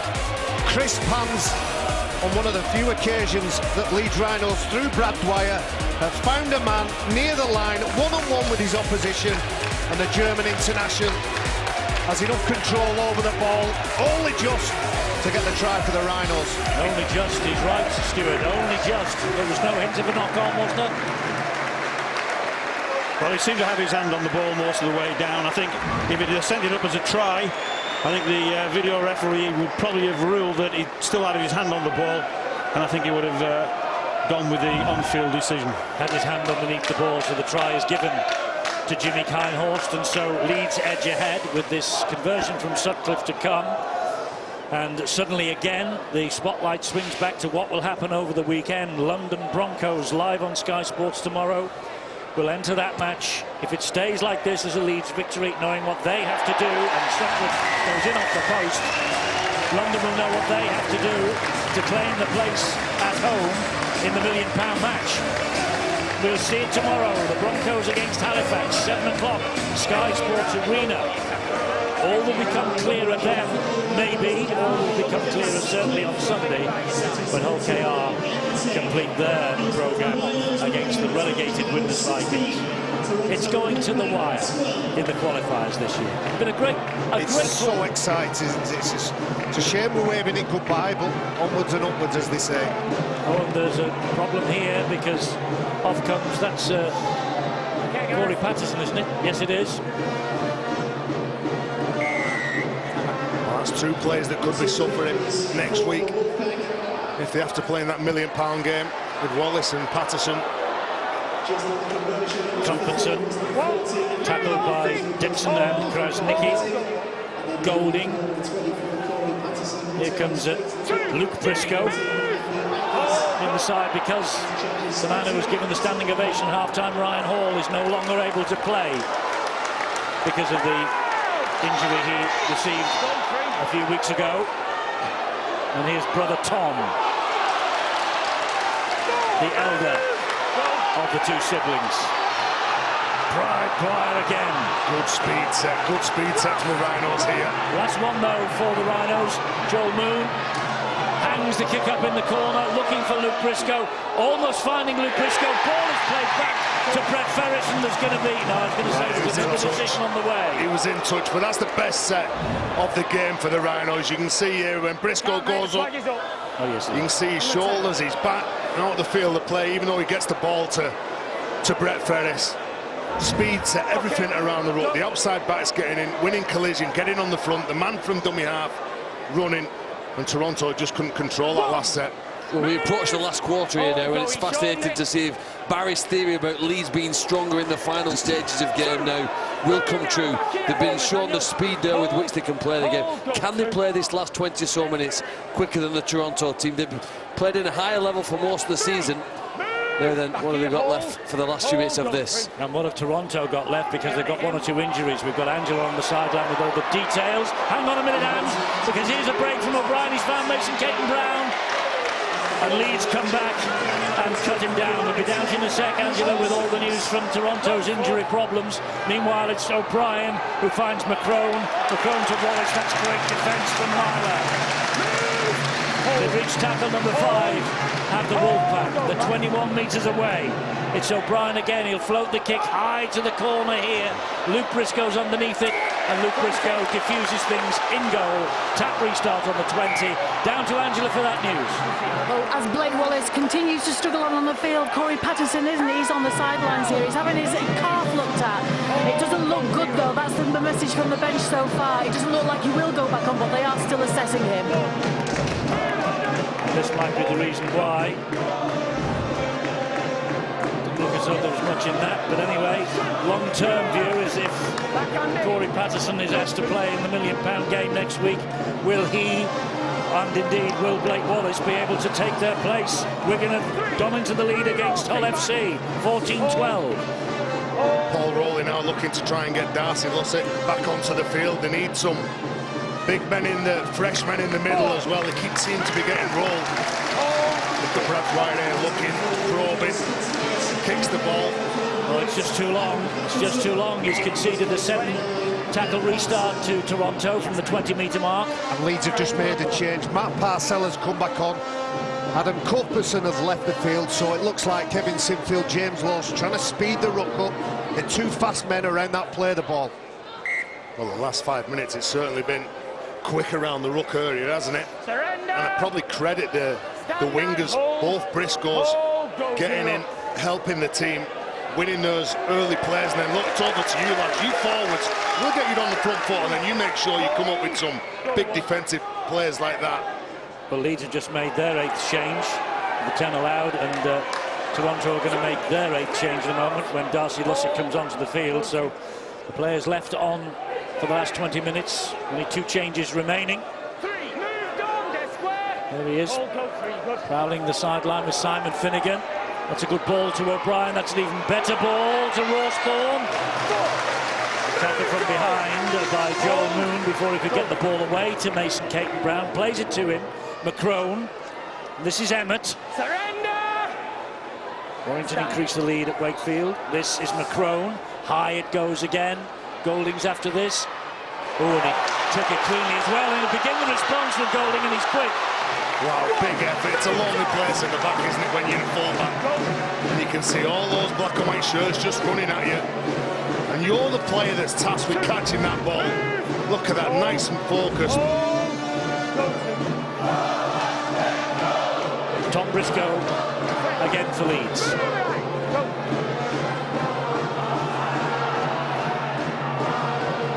Kinehorst. 2:42 remaining. Jones Buchanan. Back he comes to Myler. Quick hands from him. He finds Moon. Moon then finds Sutcliffe. Sutcliffe flings the ball out the back door and concedes the possession to the Wolfpack. Again, smart work from Josh McCrone. Oh, loose offload then, and the coaching staff at Leeds Rhinos won't be happy with this. Get to the end of your set, turn the ball over on your terms, and that wasn't on the terms of that Kevin Sinfield would have been looking for. Toronto have made the 8th change. Lussick is out there. Here is Ashton Sims. Hackers gets it away to Emmett. Jake Emmett goes down, tackle number 5. Expect the kick here from McCrone again. He's going down this right-hand side once more to test out Luke Briscoe. Penalty here, Eddie. It is. Luke Briscoe. Collision in the air by Briscoe on O'Brien. You can see when he goes up in the air, he doesn't even have his arms in the air. Gareth O'Brien, look, his arms are up, he's looking for the ball. Look, he drops his arms, then he shoulders him. Well, the gap is 4 points, so they won't be taking the kick at goal here. They'll pile the pressure on. And Lussick back out and on the field, having just returned. It's Ackers. Into centre field to Ashton Sims. Jones Buchanan read that script. Ackers again. Down the left-hand side. Wallace gets it away. O'Brien. Good tackle. Kind horse once more.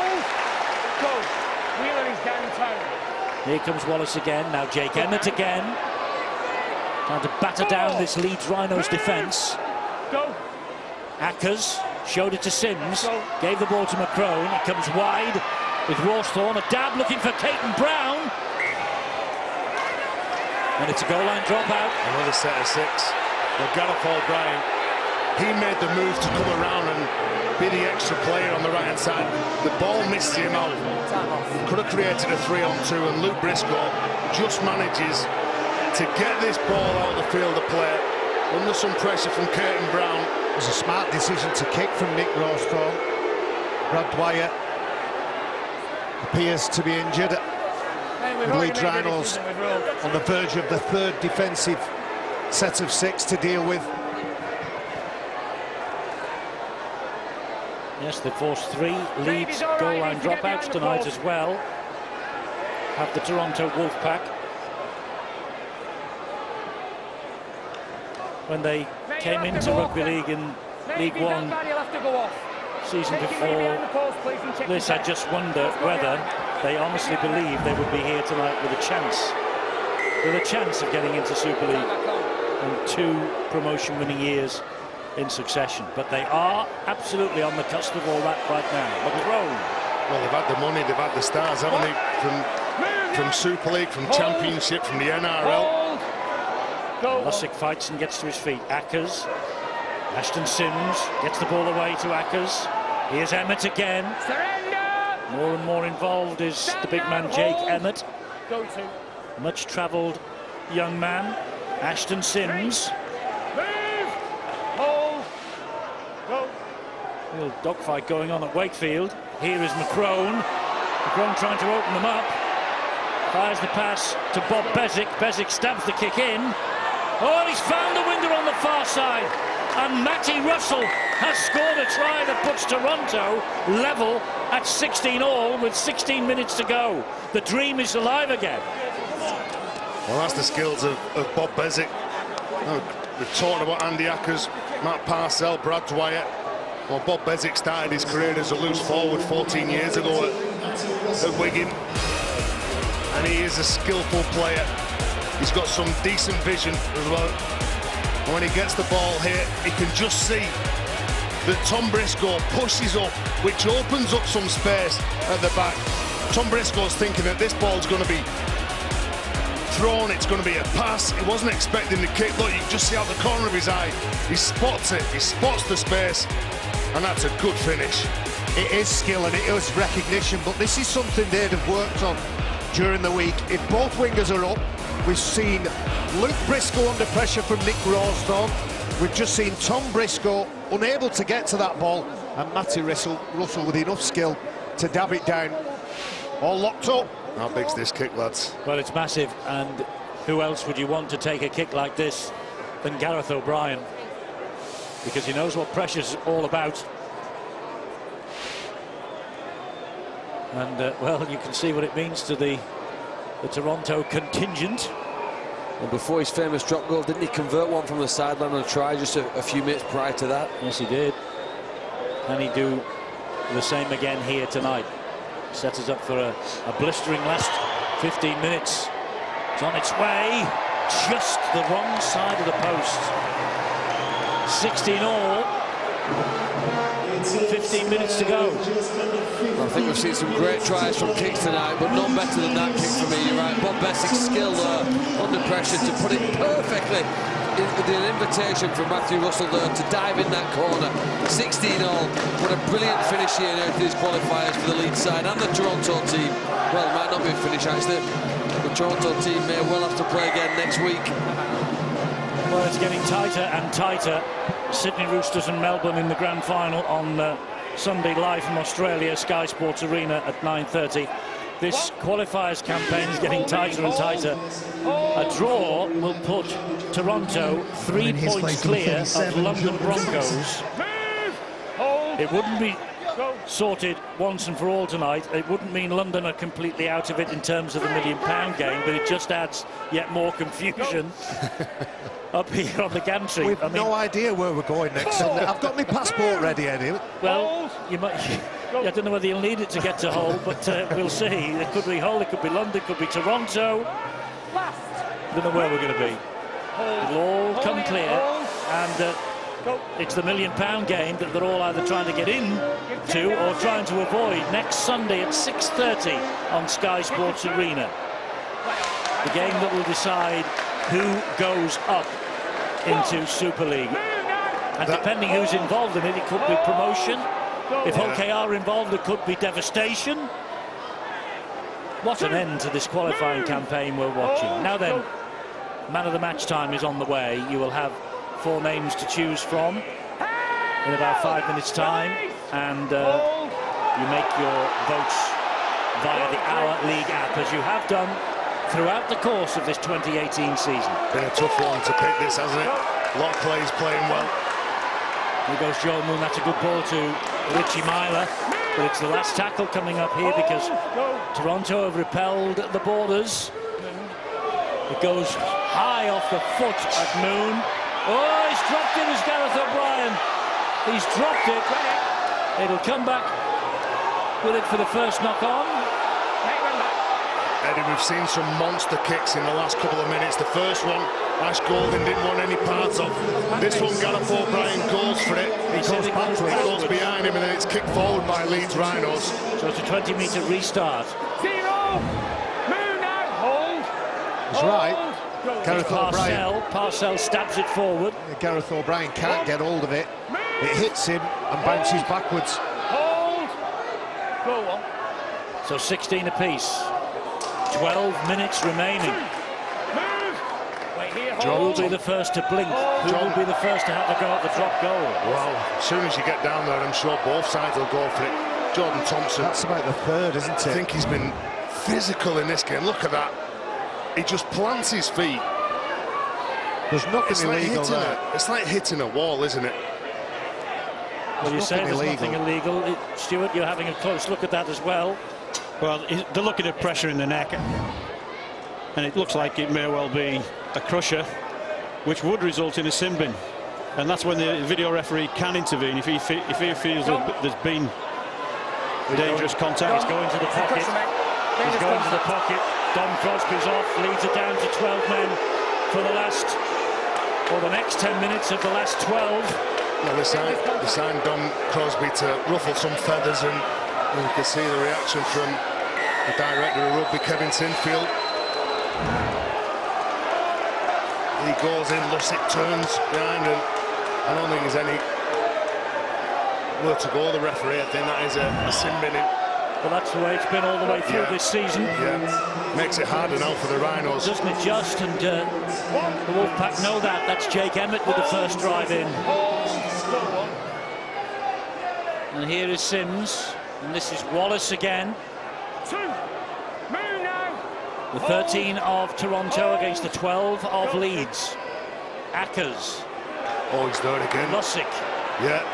You see those two players into each other, Lusick and Thompson. Ackers again, centre field, 20 metres out. There's a penalty here to the Rhinos, I think. Lusick striking out. Well, Parcell. He gets one in his face from Lusick. It's a slap more than anything. And yeah. Lusick will be embarrassed when he watches that. There's no need to do it. He's having a little duel with Jordan Thompson. We've seen it a few times. It's good. I'm enjoying that. Don't take it out on the little fella. Play your ball and get on with your job. Referee and touch judge confer. The penalty's going against your man for the reaction. He struck with his hand open-handed, mate. Penalty. But it was a slap. It was a slap and nothing else. Yeah, a real poor penalty to give away. You're the man who's got the ball. You're playing it. Just get on with it. Well, is Lusick one of the 4 men who is nominated as a possible man of the match? Jamie Jones-Buchanan is one. Luke Briscoe is another. Gareth O'Brien is another. And Andrew Dixon is another. They're the 4 men who you have to make your choice about for the Betfred man of the match tonight. You've got 10 minutes. I'm going to credit that. Your vote. Sorry, Eddie. I'm going to credit that man who's just won his side and earned his side a penalty from a tough carry for coming up with a couple of belters in defence that have really rattled this Toronto side. Don't forget, it was his shot on Lusick that really annoyed Lusick, that made him stand up and slap Parcell. Then he wins another penalty here, or earns another penalty here.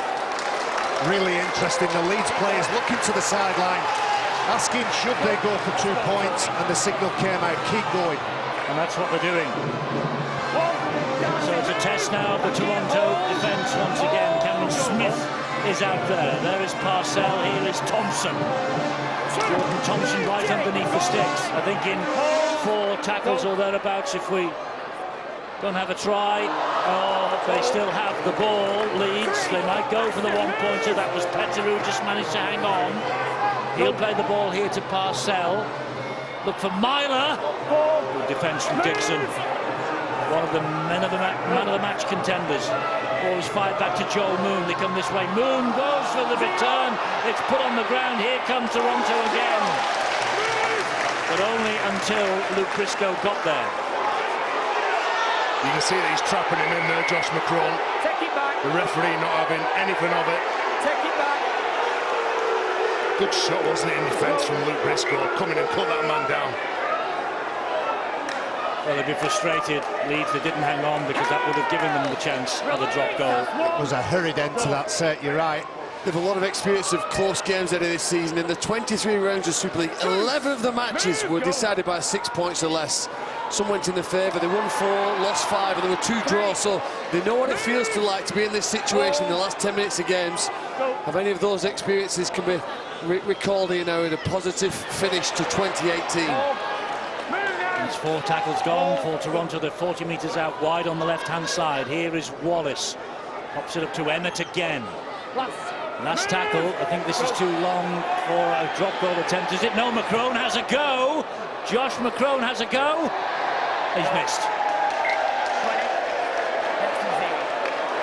Well, he knows how close it has been this game, and look at that. Look how close. Look how close that was. I was expecting Gareth O'Brien to get that ball. I was distracted by where's Gareth O'Brien. And Josh McCrone ended up with it and had a reasonable attempt at it. Well, that's the first drop goal attempt that was missed. You won't want to be a player who gives a penalty away in the final 8 minutes of the game. Here goes Tom Briscoe once more. Gets to his feet on halfway, plays it to Parcell. Parcell will have a run. Richie Myler just directing at the back just to keep it tight, keep it in the middle. I think he's setting up for one. He won't be at the moment. No. And he won't be now. Or will he? Was there a foot on the line there from Sutcliffe? The touch judge was right on the spot and said no. He wants the ball at the middle. The fans below is just shouting, oh, get to the middle, get to the middle. And we also think there was some foul play on, I think, Luke Briscoe on the left wing here. He's down injured. Doctor and physio lying at the side of him.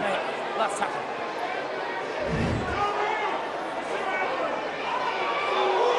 Well, Mason Caton-Brown stumbling along. There's nothing in that in terms of it being intentional. Both players are competing. But more importantly, this breaking play makes it much more difficult for Richie Myler, if he is the player going to drop a goal. Well, the more concern at the moment is for Luke Briscoe, who's flat out. Nothing in that, Stuart, you don't think? No, I don't think so. I think he's going to play at the ball. You know, we've seen it in slow motion. It's looks a bit different in normal speed. I think he's just going to play at the ball. Don't think there's anything intentional there. Well, good job we've got two doctors on show, because another doctor is with Brett Ferris as well. But the rules say contact with the head is a penalty, isn't it? When affecting a tackle, when you go into a tackle, I think that's an accidental collision. A little bit like the one we saw last week in the Warrington Saints game, with Matty Lees on Tyrone Roberts. This is how Ferris got injured. Under pressure from Macron. It's his shoulder. He stretches his shoulder. It's been a long old season, hasn't it? Yeah. He's overextended his shoulder. Looks like he's holding the top. Well, it looks like Ferris might be taking a breather. I wonder if Luke Briscoe will have to come off a head assessment as well. Remember, they're already down to 12 men. Jamie Jones Buchanan coming on for Brett Ferris. And he's all bandaged up He had a as well. cut, yeah. He had a cut just at the side of his eye, on his eyebrow. Well, Luke Briscoe stays on. Brett Ferris comes off.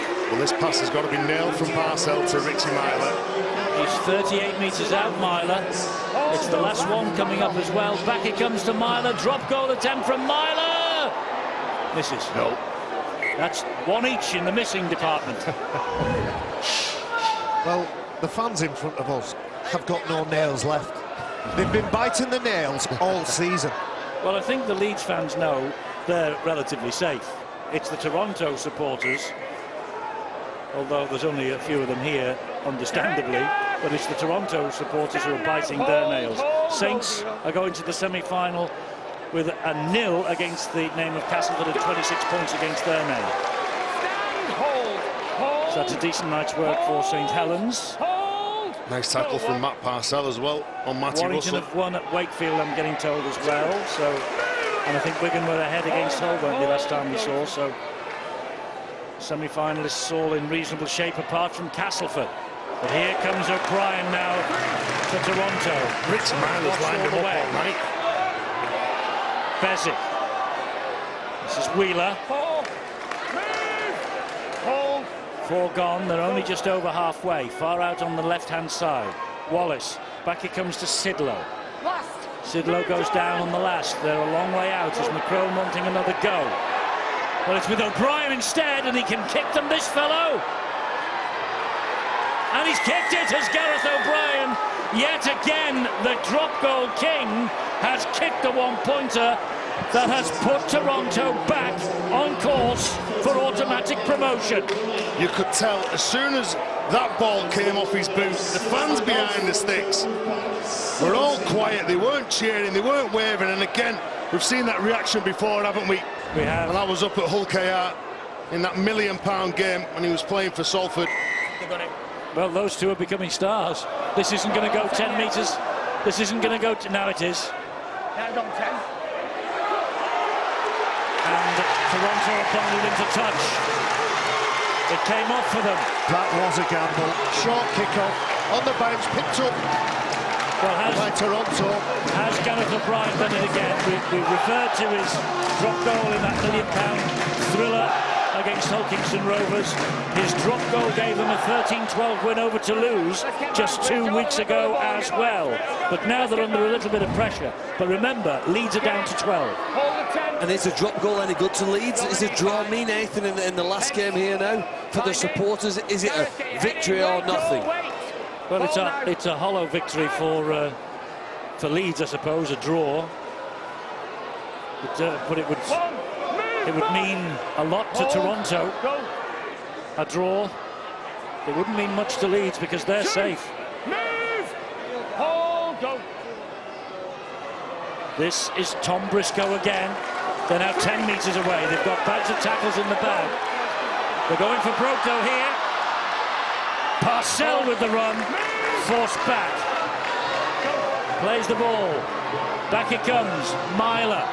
Myler looks for runners. It's Moon. Moon puts the ball on the floor, and it's picked up, and Toronto are on the way with Rawsthorne. And Rawsthorne is trying to get away from Golding, and Golding gets back and pulls him down. Good play on the counter, wasn't it, from Toronto? But they're all over the place defensively, Leeds. And Toronto looking to get this ball away with Sidlow, although the time is on their side. They're leading by a point. They don't need to rush it here. They're on course for the victory. Here is Blake Wallace. Well, that's right, Eddie. Just play out the set and then just kick it off the field. Hold. Ackers. Ashton Sims. Drives it down the middle again. That's 4 gone. Will they take one more, and will they have another pot shot at goal at a one-pointer? Sidlow goes down. They're 9 metres shy, and O'Brien is back. McCrone is back. The ball comes to McCrone. No, they're looking for everything else here. And they might find it with Rawsthorne. No, they won't. The slip. And Sutcliffe gets to him. Well, less than 3 minutes to go. The clock is ticking. It was a wonderful effort from Ashton Golding. It might count for nothing. But Nick Rawsthorne, with 80 metres to go, you felt certain it would have been a try. Well, had the ball been in the hands of Mason Caton-Brown, it might have been. It's been a costless minute, hasn't it, for the Leeds Rhinos? Don Crosby just about to come back on the field now. Here goes Petteru again. Referee shouted held. Play the ball, which he does to Parcell. Myler. Myler gets it away to Moon. Leeds staring down the barrel of defeat in their last game of the season. Toronto looking at automatic promotion to Super League as Myler goes for a 40-20. O'Brien just manages to stop it. It wouldn't have been a 40-20 anyway, but somehow he managed to stop it. Here is Mason Caton-Brown. He steps out of one challenge. Briscoe gets to him, but he's lost him. I would have thought they would have let that ball go off the field, and Gareth O'Brien, don't take a chance. Did he just touch? Did he just touch the white line? I could hear the reverse noise from here. Bezic. Minute and a half. Look at this here, look at this. Wow. Well, it had to be a live call, and it was a live call as Emmett takes it forward again for Toronto. Ashton Sims. This fairy tale of Toronto is 1 minute away from fruition. Ackers a dummy half.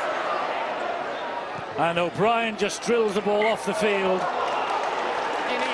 All the hard work over the past couple of years from that man. I remember talking to Paul Rowley and Simon Finnegan about the team that's going to be setting up in Toronto, and that they were going to go over there and coach a side. I said to Simon Finnegan, are you mad? Toronto will be coming into the championship. He said, yeah, and I tell you what, they'll be coming into Super League as well. They had the faith. They had the faith. Remember, they weren't in existence a couple of years ago. They came into League One. They marched through League One. They came into the championship this year. They swept the championship aside. They've come through the qualifiers, and this victory could easily put them into an automatic promotion spot. OKR will need to win by 14 to dislodge Toronto and put them in to the £1 million match. Well, been a tremendous effort. I must admit, the start of the game, I just couldn't see the Toronto side winning, but that just goes to show a couple of things. What I know about Rugby 1, I certainly never write this Toronto side off. This is Myler and Petteru trying to spin away. Go, 3. Chance of a penalty here, isn't there? There's a chance of a penalty being conceded. Kinehorst to Golding. Golding goes down, but 10 seconds away. 10 seconds away. Back it comes, and a left footer from Joe Moon goes wide of the posts, and Toronto, well, it's £1 million at least and promotion at best. They have won. They have won at the home of the reigning champions. And what a night for Paul Rowley, Brian Noble and everyone connected with this club. Bravery from Blake Wallace. He's played on one leg for almost an hour. And now they just have to wait and see what Hull Kingston Rovers do against Widnes on Sunday. And of course London now, they could force themselves into the £1 million match. But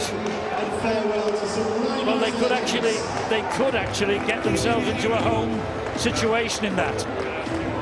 Toronto have joined Leeds and Salford on 10 points. They are safe, but are they safe enough? Are they safe enough? Will they be facing a £1 million match in Toronto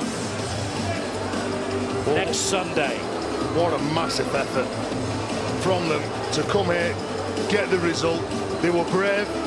That try they scored just before half-time, that just shows you how dangerous they are.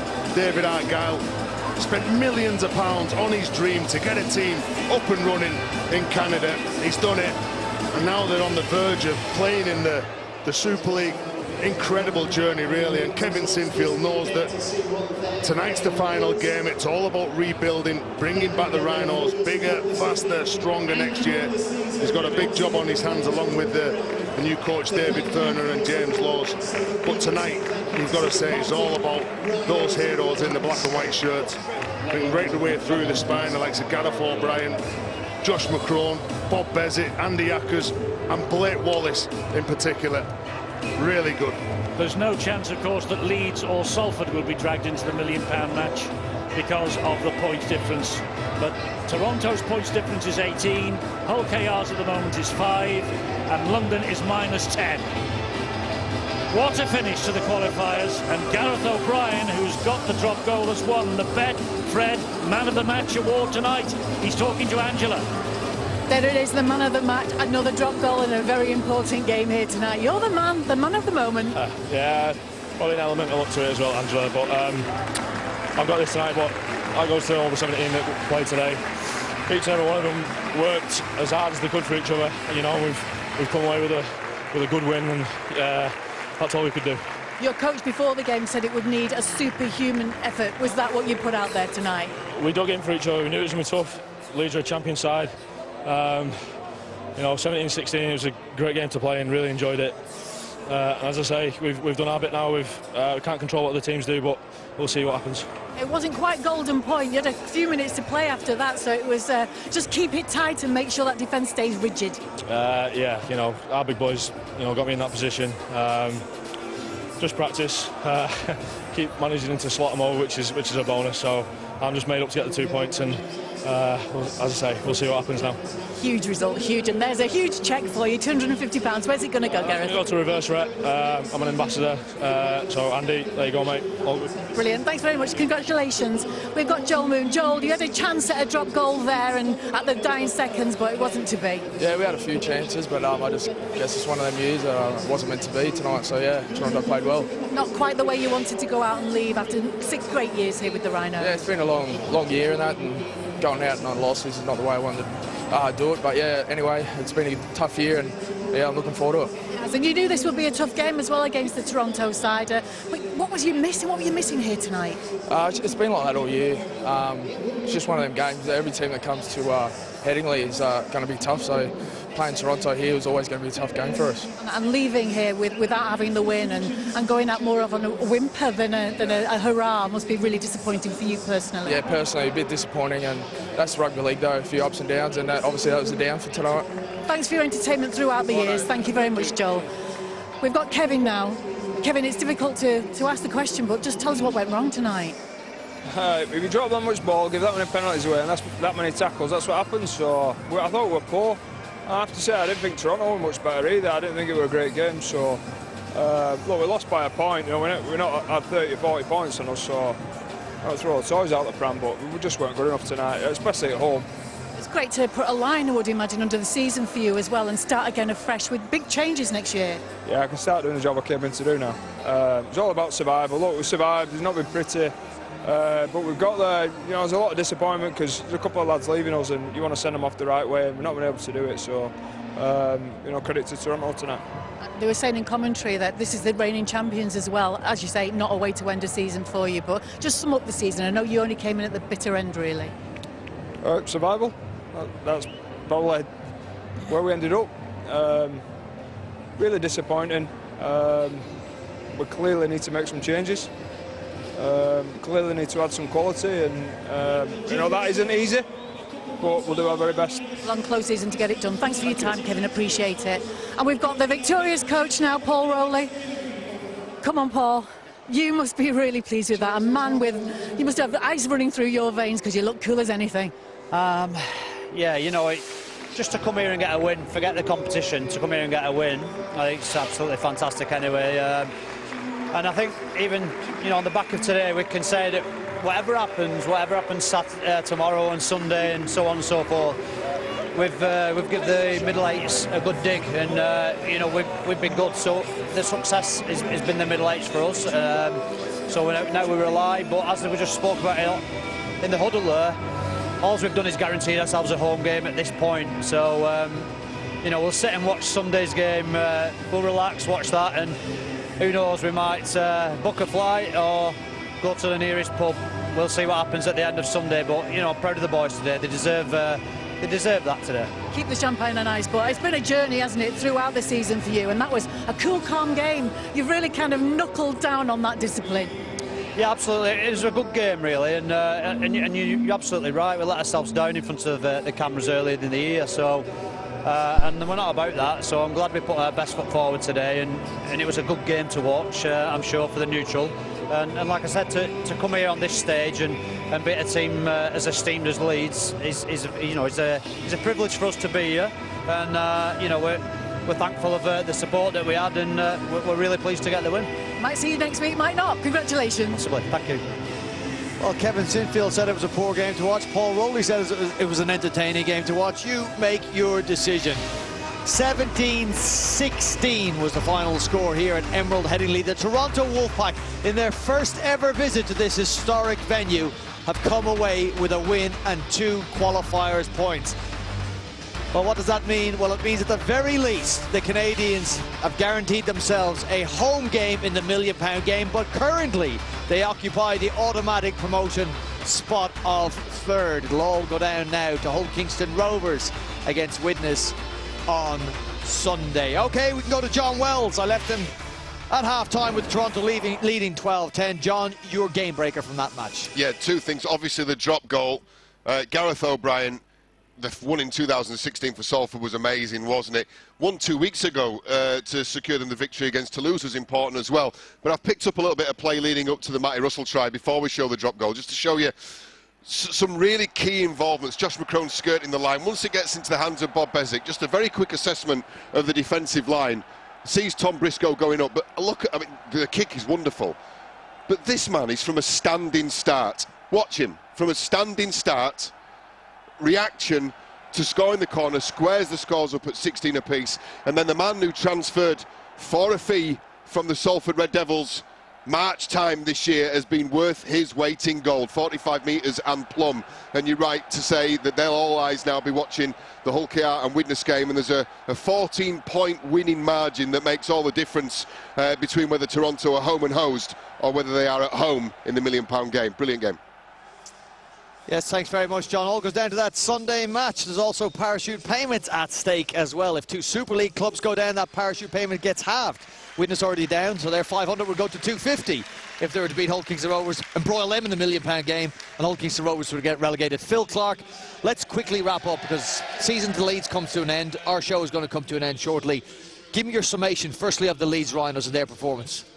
Poor. They've been poor. They were lucky to beat Toulouse when they started the qualifiers here. They need to invest massively really in some quality players, and that's difficult because most of the best players have already gone for next season, so realistically they're looking at 2020 to be bringing in some quality, but they have a massive job to turn around. People said that 2 years ago they were in the qualifiers and then bounced back the year later to win it. I can't see them doing that on the quality of what we've seen in these qualifiers. They weren't good enough, aren't good enough. And they look like they've got some players who aren't even trying hard enough. Yeah, Kevin Sinfield said we were poor, we've survived, we clearly need to add quality and make changes. He recognised, though, that is easier said than done.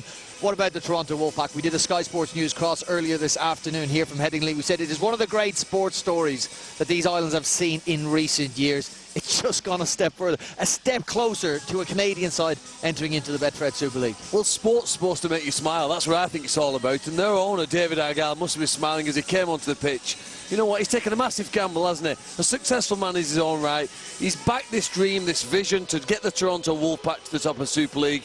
And I ridiculed this when you and I were together at Salford a couple of years ago. I don't know if you remember it. I do remember it. I remember it well. You laughed at me afterwards, didn't you? You said, what were you saying? Well, listen, who cares? I mean, he's having a great time. They played good rugby. They deserve to win this game, in my opinion. They made 6 breaks to 1 in the stats that we counted live in this game. And on that basis, they deserve to pick up the 2 points and possibly be back in Super League. And if it is to be the a home game for them in the £1 million game, they will have that as well going in there. Well, you're right. 17 weeks ago, they played against the London Broncos, who they possibly will play at home again. London need to take 17. London lost by 20 points on that occasion. 17 weeks later, London need to take 17 players and reverse that result, but it'll be very difficult. On the evidence of what we've seen, the interesting thing for Toronto, though, how many of their players were injured? They need them back fit. Yep, OK, that is next Sunday, the £1 million game. We can bring you all that action here on Sky Sports. Before that, here's what we've got coming up tomorrow from Ealing Trailfinders in London. We'll see the Broncos take on Halifax, 7 p.m. Sky Sports Arena.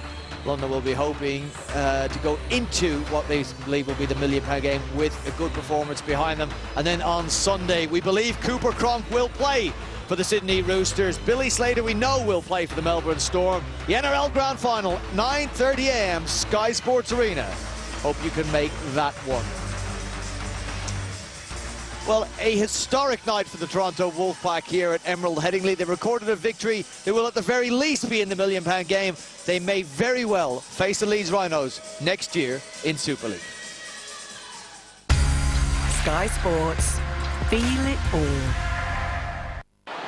Just looking to pass, earn the right to play, go forward. Gale to Hardacre. Hardacre to Minikin. Wide to Reedham. 31 for the season.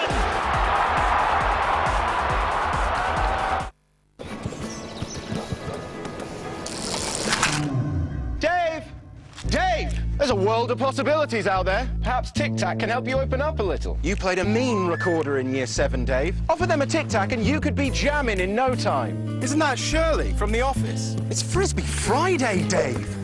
What about this young lady? I think she's had her eye on your Tic Tacs for a while now. Everyone loves a Tic Tac, Dave. It's time to open up.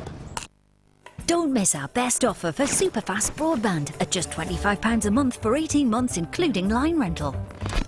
And there's no activation fee for existing Sky TV customers.